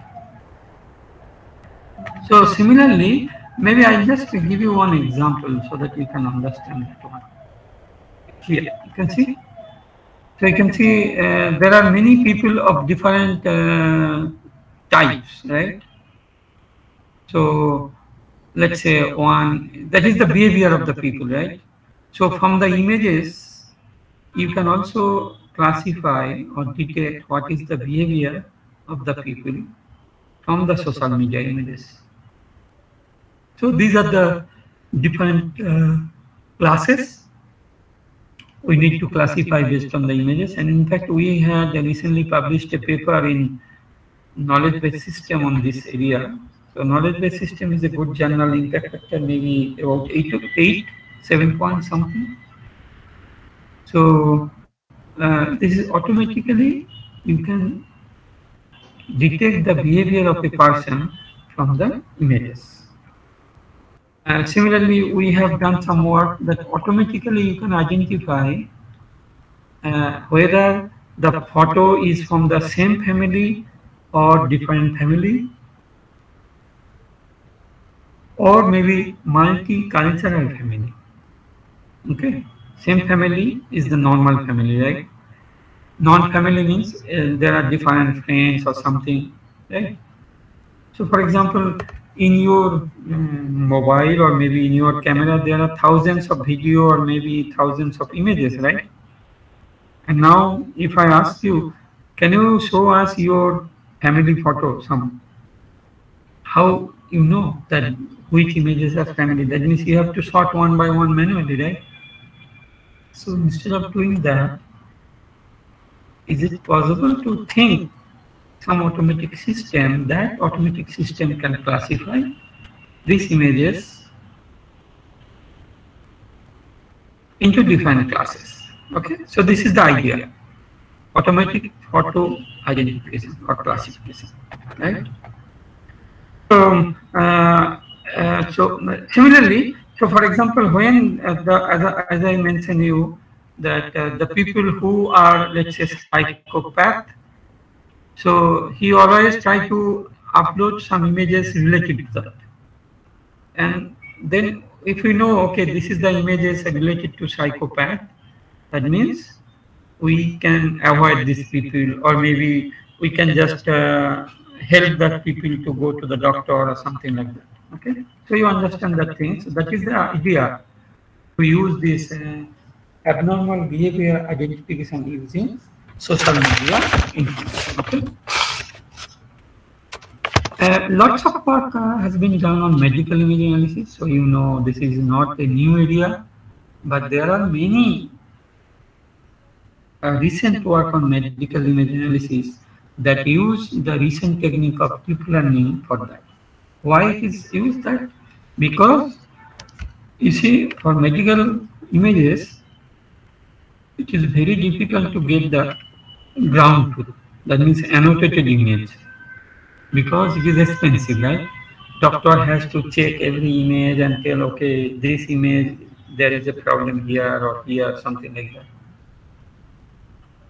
So that means when you don't have the enough ground truth data, sorry, just so when you don't have the enough ground truth data, how you can use those data for medical imaging? Okay? So people are thinking different way of machine learning or deep learning technique to do that. So one deep learning technique recently the people are thinking about self-supervised learning called SSL. So self-supervised means you don't need so many of ground truth data. So system will train automatically. That's why self-supervising, right? And learning. That means it will automatically get the features, and based on that, it will be classified on that. Okay. So there are many recent deep learning technique that is used in not only in medical, in other ways also. For example, the text detection, or for example, that vehicle identification. So for example, in ISI, where we are in the back side of the ISI, there is a busy road called BT Road. It's very busy, one of the busiest road in Kolkata, and lots of car is going, right? So for example, I want to know what are the cars is passing. I know number of each of the car based on the computer vision technique. How to do that? So people are thinking that best deep learning technique so far we have, and they are trying to use these things for this sort of work. So similarly, self-supervised learning, or SSL, as I mentioned earlier. So this is one of the techniques that people are using for medical image analysis. People are using lots of technique for biometrics, object tracking, robotics. So you know now self-driving car, right? So automatically the car will drive without drivers. No drivers is needed. So people are some good robotics lab they are doing on this, that car driving without driver, self-driving car. People are also working on signature verification, writer identification also. So for example, you have a signature, right? How to know that this signature is from you or somebody has uh, done your signature by him? That means it is not genuine. It is a fake one. How to do that? So there are many techniques for fake signature identification, fake writer identification, in fact, fake document identification also. So for example, there is a document where it is that if you violate this rule, then you have to pay 100 rupees. And maybe some people has changed 100 to maybe 10,000 rupees. Right? So how we can know that, okay, there is a change from 100 to 10,000? So what are the technique that people can use that one? So there are many techniques to do that. One simple technique maybe I can tell you. For example, earlier it was 100 and now you put two more zero after that, right? So if you put these two zeros, maybe the color then will be different. Number, or maybe the you use a different pen, that pen width, that means writing stroke width I am telling, the pen tip, that may be different. Size of the letter, new two zeros is maybe different, right? So, but visually you may not see that one. But when you use the digital version, definitely the digital version can give you more information to identify whether it is recently added or it was earlier. So that's why people are also working nowadays. What is the age of the writing? That means when you have give a page, maybe some people nowadays in our area they are working when it is written, maybe 10 years ago or 5 years ago or maybe 1 year ago, something like that. The age detection of a document, right? So there are many people they are working in different areas based on CVPR and other IP methods.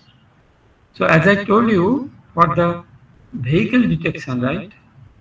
So we developed a system at ISI, and that system we have given to NTPC. And you know, NTPC is one of the I think the biggest thermal plant in India.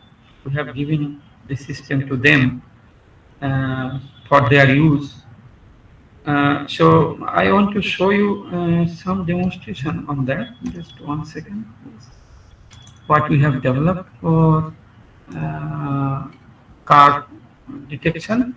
So for example, I'm just telling you initially, okay, just tell me how many cars or how many trucks or how many buses are passing every day in this road. Okay. So that means you have to know that whether it is a car or bus or truck, right? So maybe I'll just show you one thing. So let's say this one, and also what is the speed of this particular car. So maybe in this demonstration, it is a demo version of our system. So after starting, you will see that this is a car, and the right side of the car, it is written what is the velocity of that car. And it means speed, okay? So speed and the car, whether it is a auto or it is a bike or it is a bus or it is maybe truck, and automatically you can get the speed also. So you see lots of cars going together, so it will be very difficult, but still our system is working fine on this. Maybe I'll just show you another one, perhaps. Just 1 second. Maybe. So this is the Indian image, and now I want to show you one foreign image. That means that image is from abroad. We got it from the internet, and now you can see that that vehicle is detected as a car and the speed. You can see. I think most of them are car, right? No other vehicle is there, and the speed is something like that. Can you see the car? Whether it is a car or bus, it is written in, again, the car means it is a car. And the right side of that, it is written the speed. So perhaps it is ambulance, but it is car. Okay, so it's a small demonstration. Maybe I'll just show you a little bit bigger if you have. Maybe it is in YouTube dataset. Perhaps it will be bigger. Let's see how it is.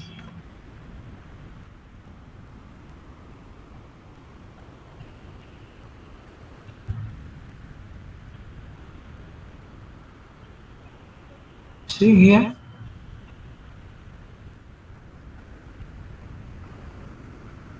So it's not detecting the car. I think it is only for speed detection, because the vehicle type is not here in this system. You see only the 2 km per hour, something like that, right?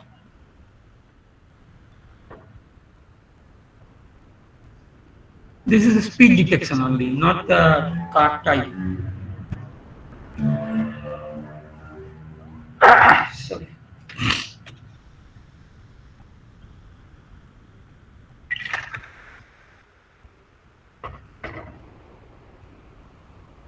Okay, I think you got the idea, right? Because it's showing the speed for each of these. Yeah, it's okay. Just 1 second, a minute perhaps. Okay, let's complete it.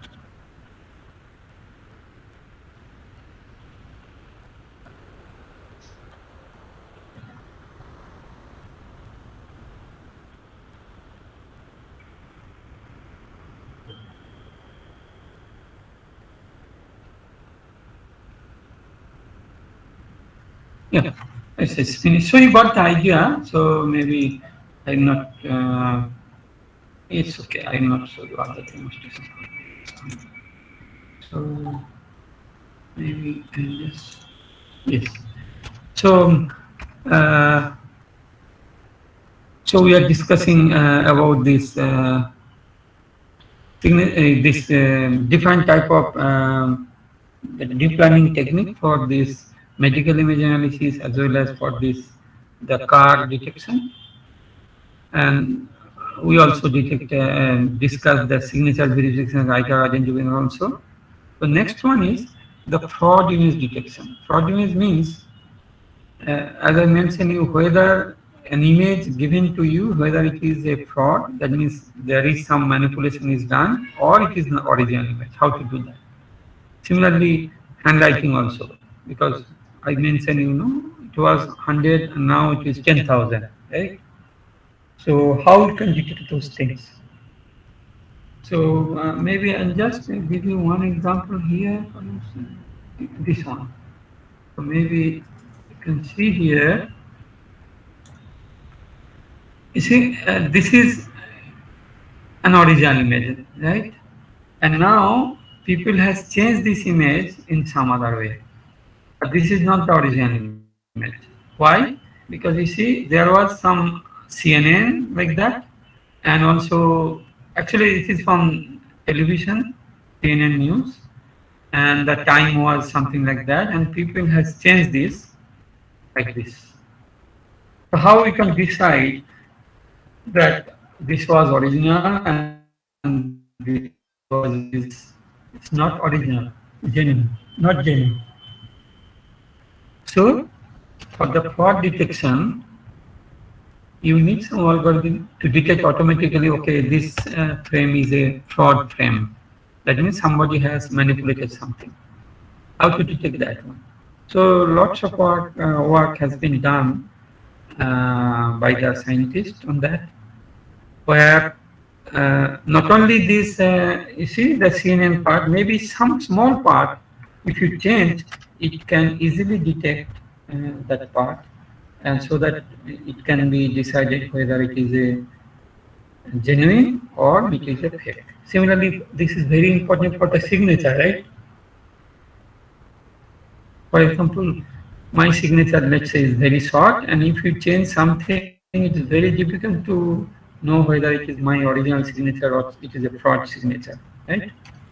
So people are doing lots of work on this, that regarding this signature verification, fraud detection, so many areas, fraud handwriting, fraud signature.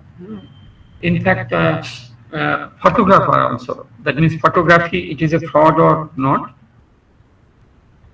And that is one aspect. Another aspect is photographer identification. So that is a very new, I think there is no work so far. You cannot find any work on photographer identification. But you think about this idea. So for example, in your mobile, there are thousands of photos. I am sure most of the photos has been taken by you or by your family member, right? But how we can know who has taken this photo? Okay. Given a photo, you have to tell that, okay, he is the photographer.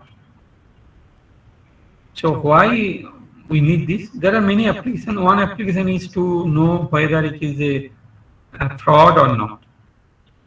Okay. That means that photograph is taken by him, but I am claiming I have taken this one. Okay. How to judge this one?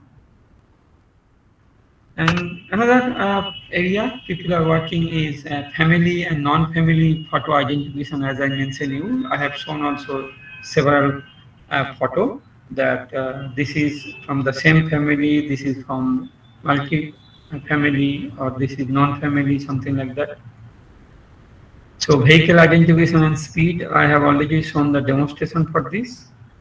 And automatic card typing, I also discuss about that.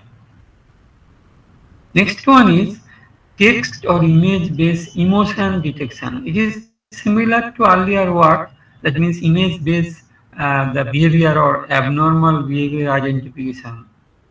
Okay, that is also one sort of emotion. But text based emotion recognition, what is that actually? So for example, you have written something. You have given a paper, okay, Mr. X, can you just write one line? And if Mr. X writes one line, and based on the writing, we can predict actually some sort of characteristics of that particular person. Okay? So that characteristics may be in terms of emotion, in terms of other, that can be done. Okay. By the way, do you know the graphology? Do you have any idea about graphology? So maybe I can just tell you which is very related to this one, the graphology. So graphology means based on the writing, your characteristics can be measured. Okay. What type of characteristics? That I can give you some example. But the graphology Maybe in Kolkata, if you search, or maybe if you search in the Google, you can see Graphological Institute. Maybe in Kolkata, there are some Graphological Institute. So what graphologists generally do, graphology just check the handwriting of the people, and based on that handwriting, they predict the behavior or characteristics of that particular uh, person. Okay. So what type of characteristics? In fact, we have, because we know that graphologists do like this, and we are doing lots of handwriting. So we try to develop a system what generally graphologists do. So we develop the system and we also publish the system. Maybe I'll just show you the demonstration. Maybe in that case you can get the idea from that. So maybe that you can also run that and you can get the idea about your characteristics based on your handwriting. How we can do that? So maybe I'll just come. Where it is? Let's see. Just 1 second. Maybe here. Okay. So if you use this one, actually one of my PhD students, he just side by side did this work for graphology. And we published maybe 1 or 2 years ago, perhaps. I'm not sure exactly when. But if you see my DVLP, you just search. Oh, what happened? Yeah. Okay. So if you search my DVLP, you just write DVLP Umapada, then you will get all my papers. And there, if you just search graphology, you will get this paper. Okay, what we have published. Okay, so what are the instructions here? You have to do, that means you need to write some characters, right? And based on the writing style, this system will say about your behavior. So select a character, and then this is the instruction. Select a character. To analyze the writing, there are 2 different options. Either you just browse an image, what you can do, you just, for example, earlier you have written something, you just upload, or you just write now. Okay, and then if you just click on analyze, then your properties will be displayed. That means what are the characteristics based on that handwriting. And then you can clear and you can write other, something like that. Let me show you something. So for example, but this is not my actual handwriting because I cannot write with this mouse, right? Because actual handwriting should be with the pen and paper, then only my proper behavior will be reflected there. Let's say I'm writing some characters A, right? So if you just write A, let's say I'm writing A like this, and now based on the image what I have written, if I just analyze, then that system will say some properties of me or for me based on this handwriting. Okay, you can see here, system is working now. Why it is taking too much time? Because maybe network problem. Why?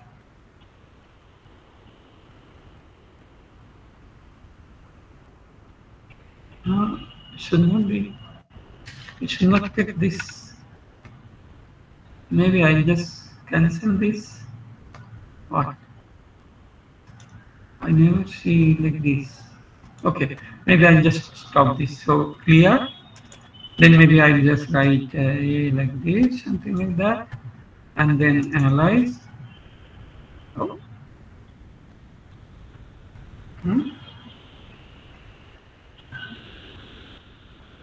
Actually, this system is Google Colab, but I am calling from here. Then what is the problem? It should not be any problem because earlier system was there already.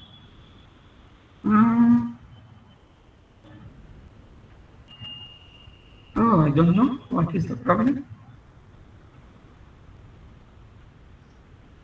Anyway, I'm sorry. Maybe I'll just talk to my student and let's see what is the problem. Then maybe you can just check later. Just 1 second, please. Just I will call my student. What is happening, because it should work.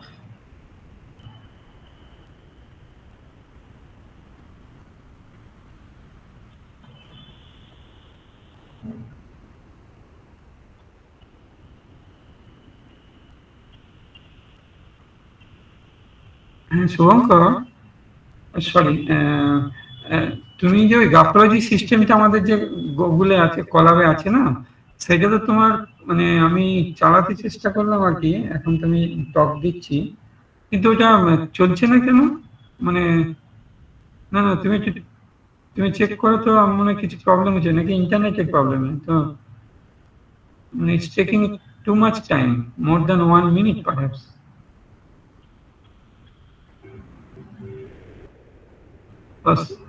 Internet problem? No, is it working from your side? Oh, it's working. Oh, I'm sorry. Maybe, sorry. So my student is telling it is working from his system. So maybe my internet should not be a problem, because anyway. So I can send you this link and maybe you can try. I just send this link to you. Okay. So please try. I should not take much time on that. So actually, yes, you can post it in the chat. I think. Yeah, I think maybe you can try whether it is working from your side or not. Okay. Yes, yes, yes. And that will be better.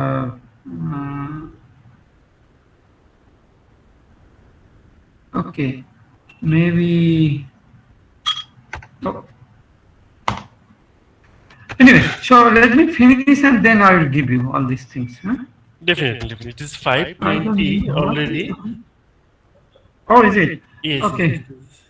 Okay, so maybe in that case I will just finish in 5 minutes and then I will give you, or okay, maybe I'll finish first.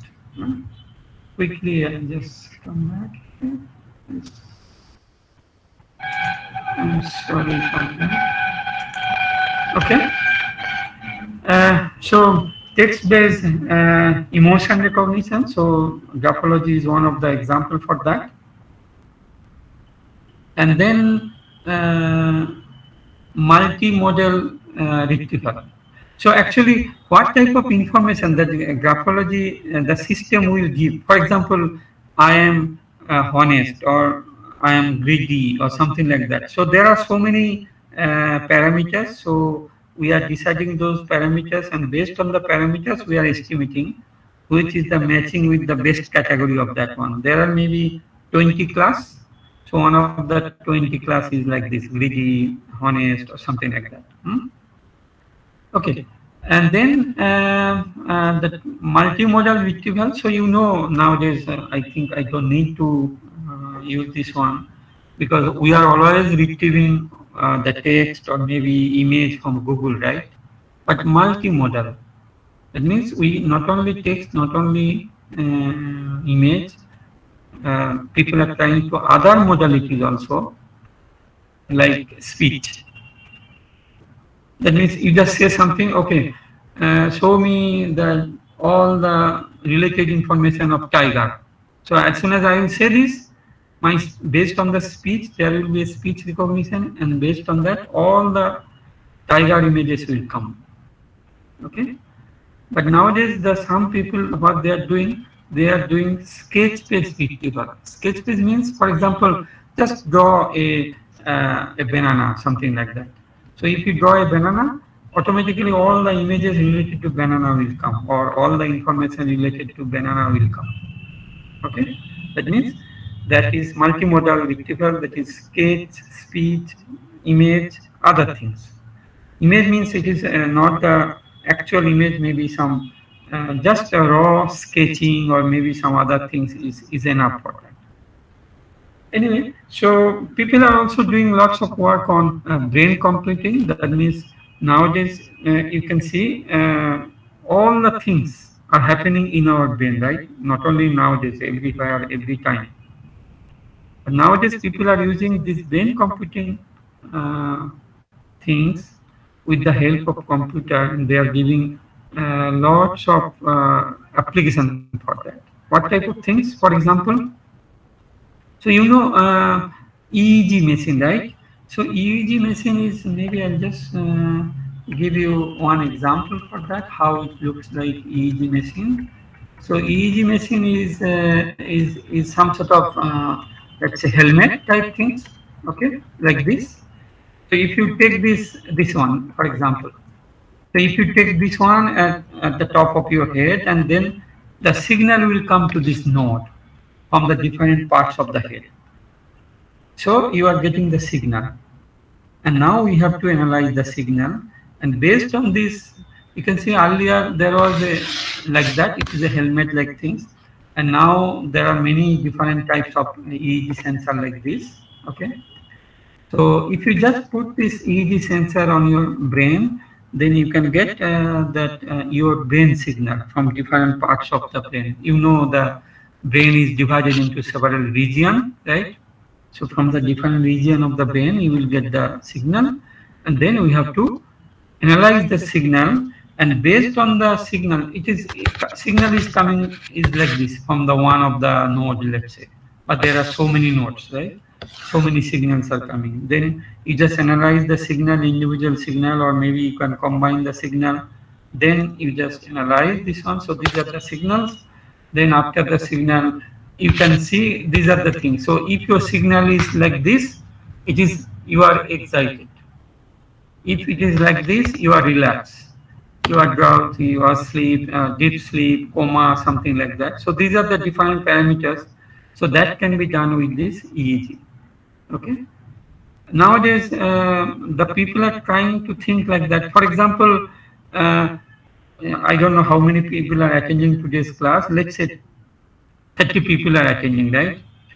And if I use EEG from the beginning to now, then maybe I can know how many participant is actually attentive in my talk. Okay. So that means whether they are attentively listening my talk or they are thinking some other things. So this can be also useful in the class. For example, in the class 2 or 3 student, we want to know which students are attentive or which students are not attentive. If they are not attentive, maybe we need to give some medication so that they will be attentive, right? So that will be very useful in real life application. So how we can decide? So maybe we have to use some EEG device to get the EEG data, and based on the EEG data, we can know whether he is this sort of characteristics. Okay.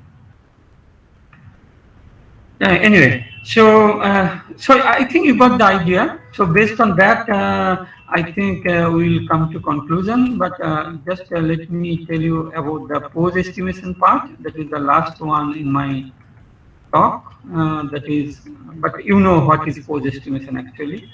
So that means if you so brain computing, you got the idea. So now the pose estimation, it is similar to that. Estimation of that or detection or maybe generation of the images or videos from the text or maybe other images.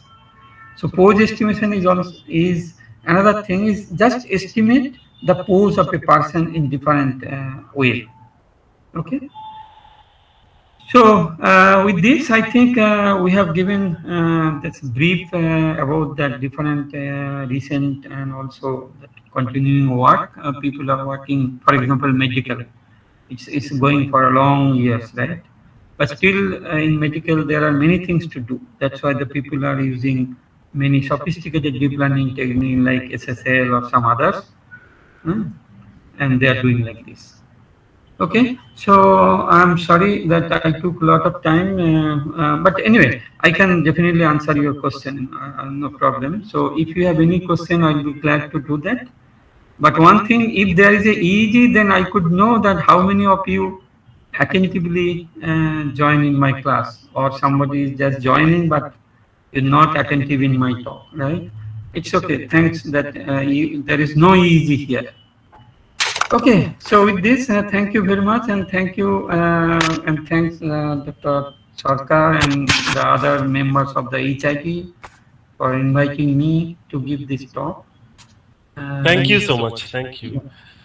and thanks to all my participants. If you got or you have any question now, you just tell me this one. I hope you got some idea from this for your future. Okay, thank you. Let me know. Yeah, thank you so much for delivering such an informative session.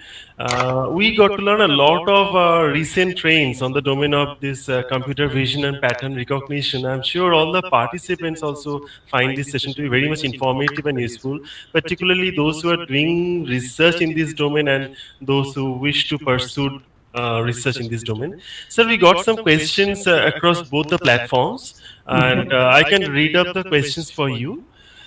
Okay, sure.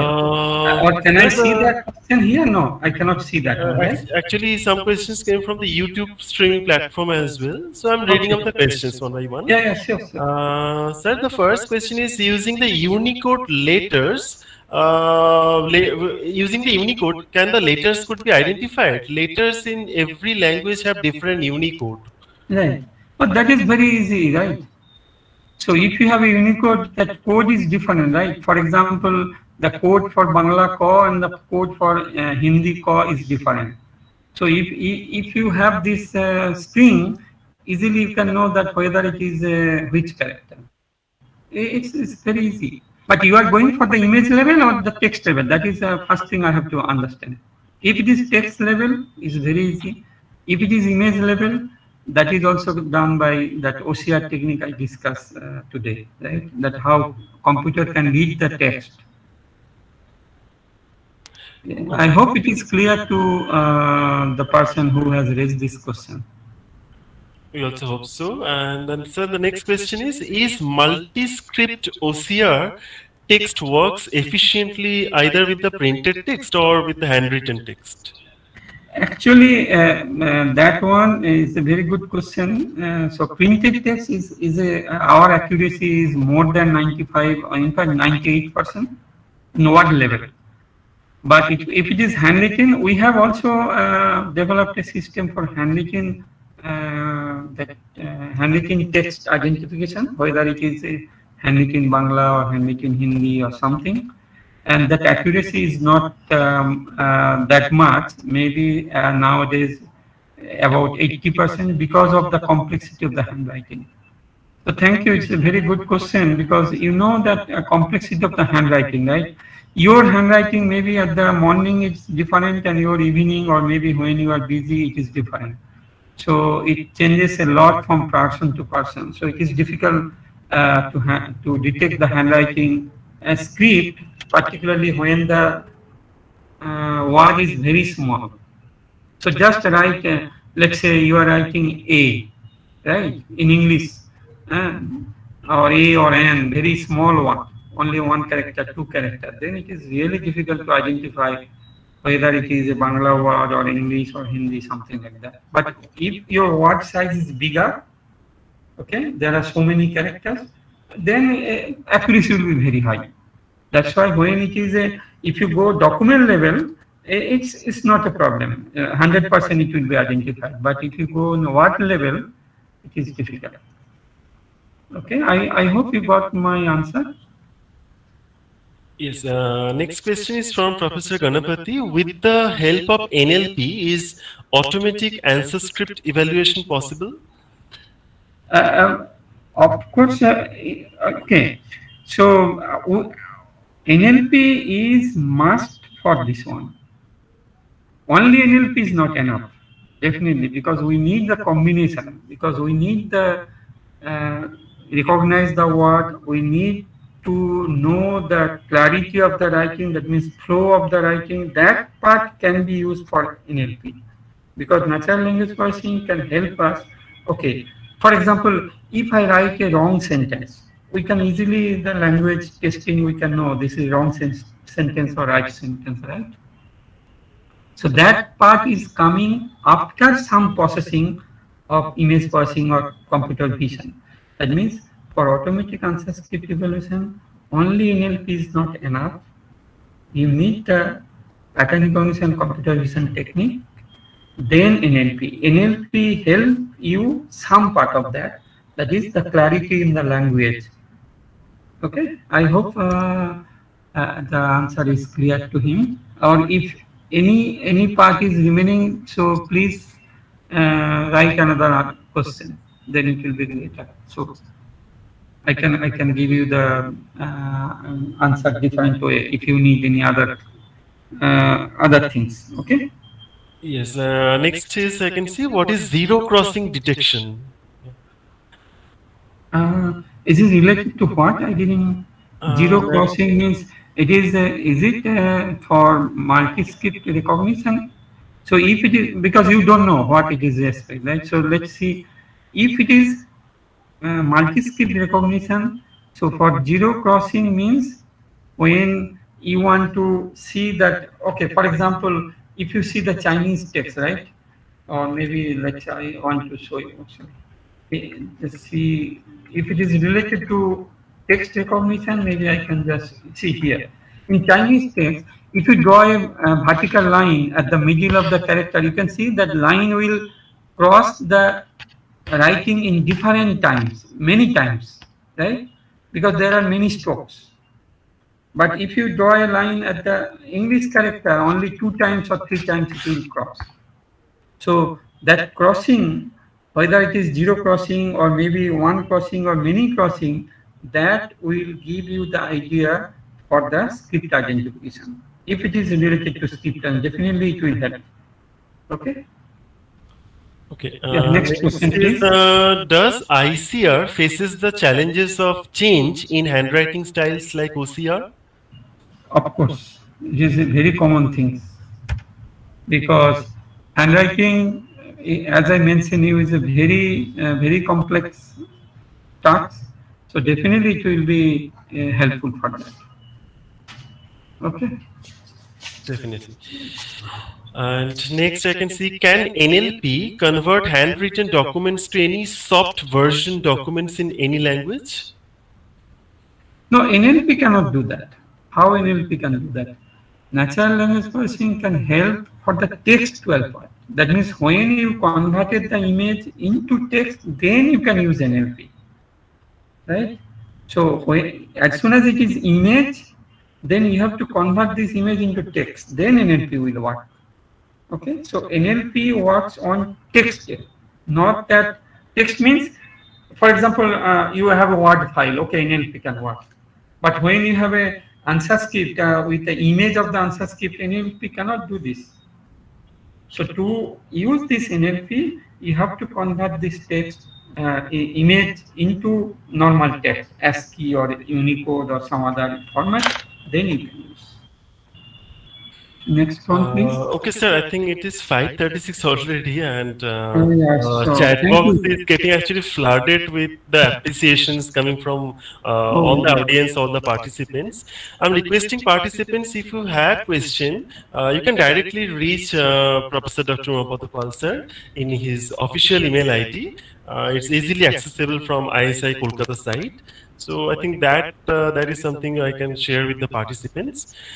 And sir, before you leave, we would like to present a small token of appreciation and gratitude. Allow me to share my screen. oh yes, yes. Okay. Maybe I'll just close it and then maybe you can. Oh, sorry.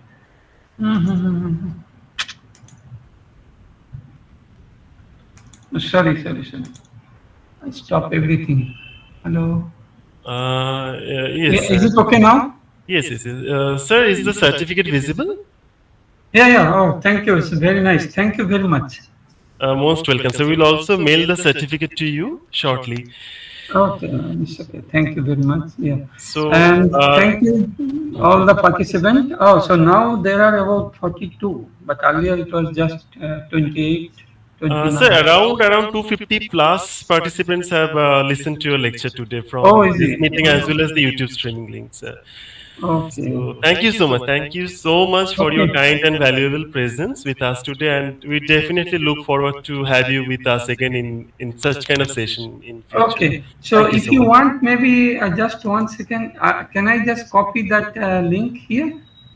If you Definitely, can, definitely. I can just let me copy. If you just let me check where it is. Oh, sorry. Oh, no, no, no. So maybe this one I don't want to because this is the AI writing. I don't have time to show that. So I'll just go to other one.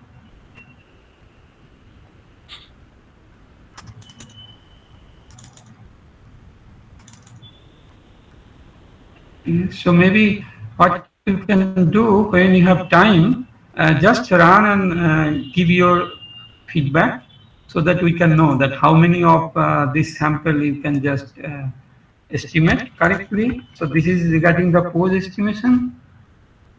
Okay. And another one I can give you for this. Okay. Oh,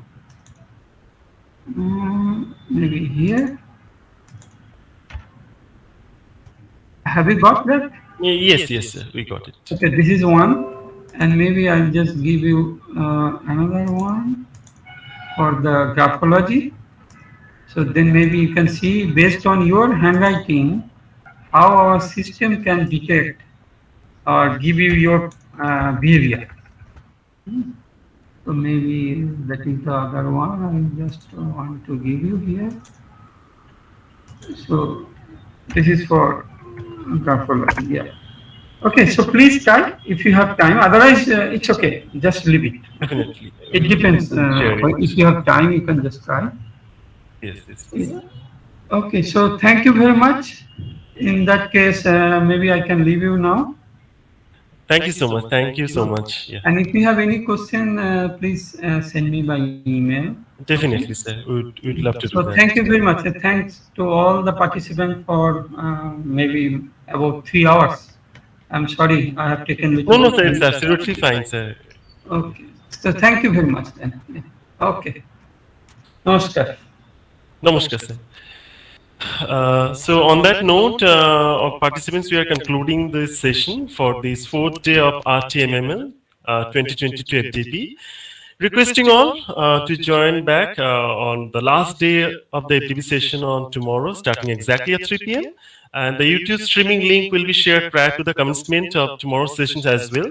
So thank you all for attending today's session. See you all on tomorrow. Have a nice rest of the day. Thank you.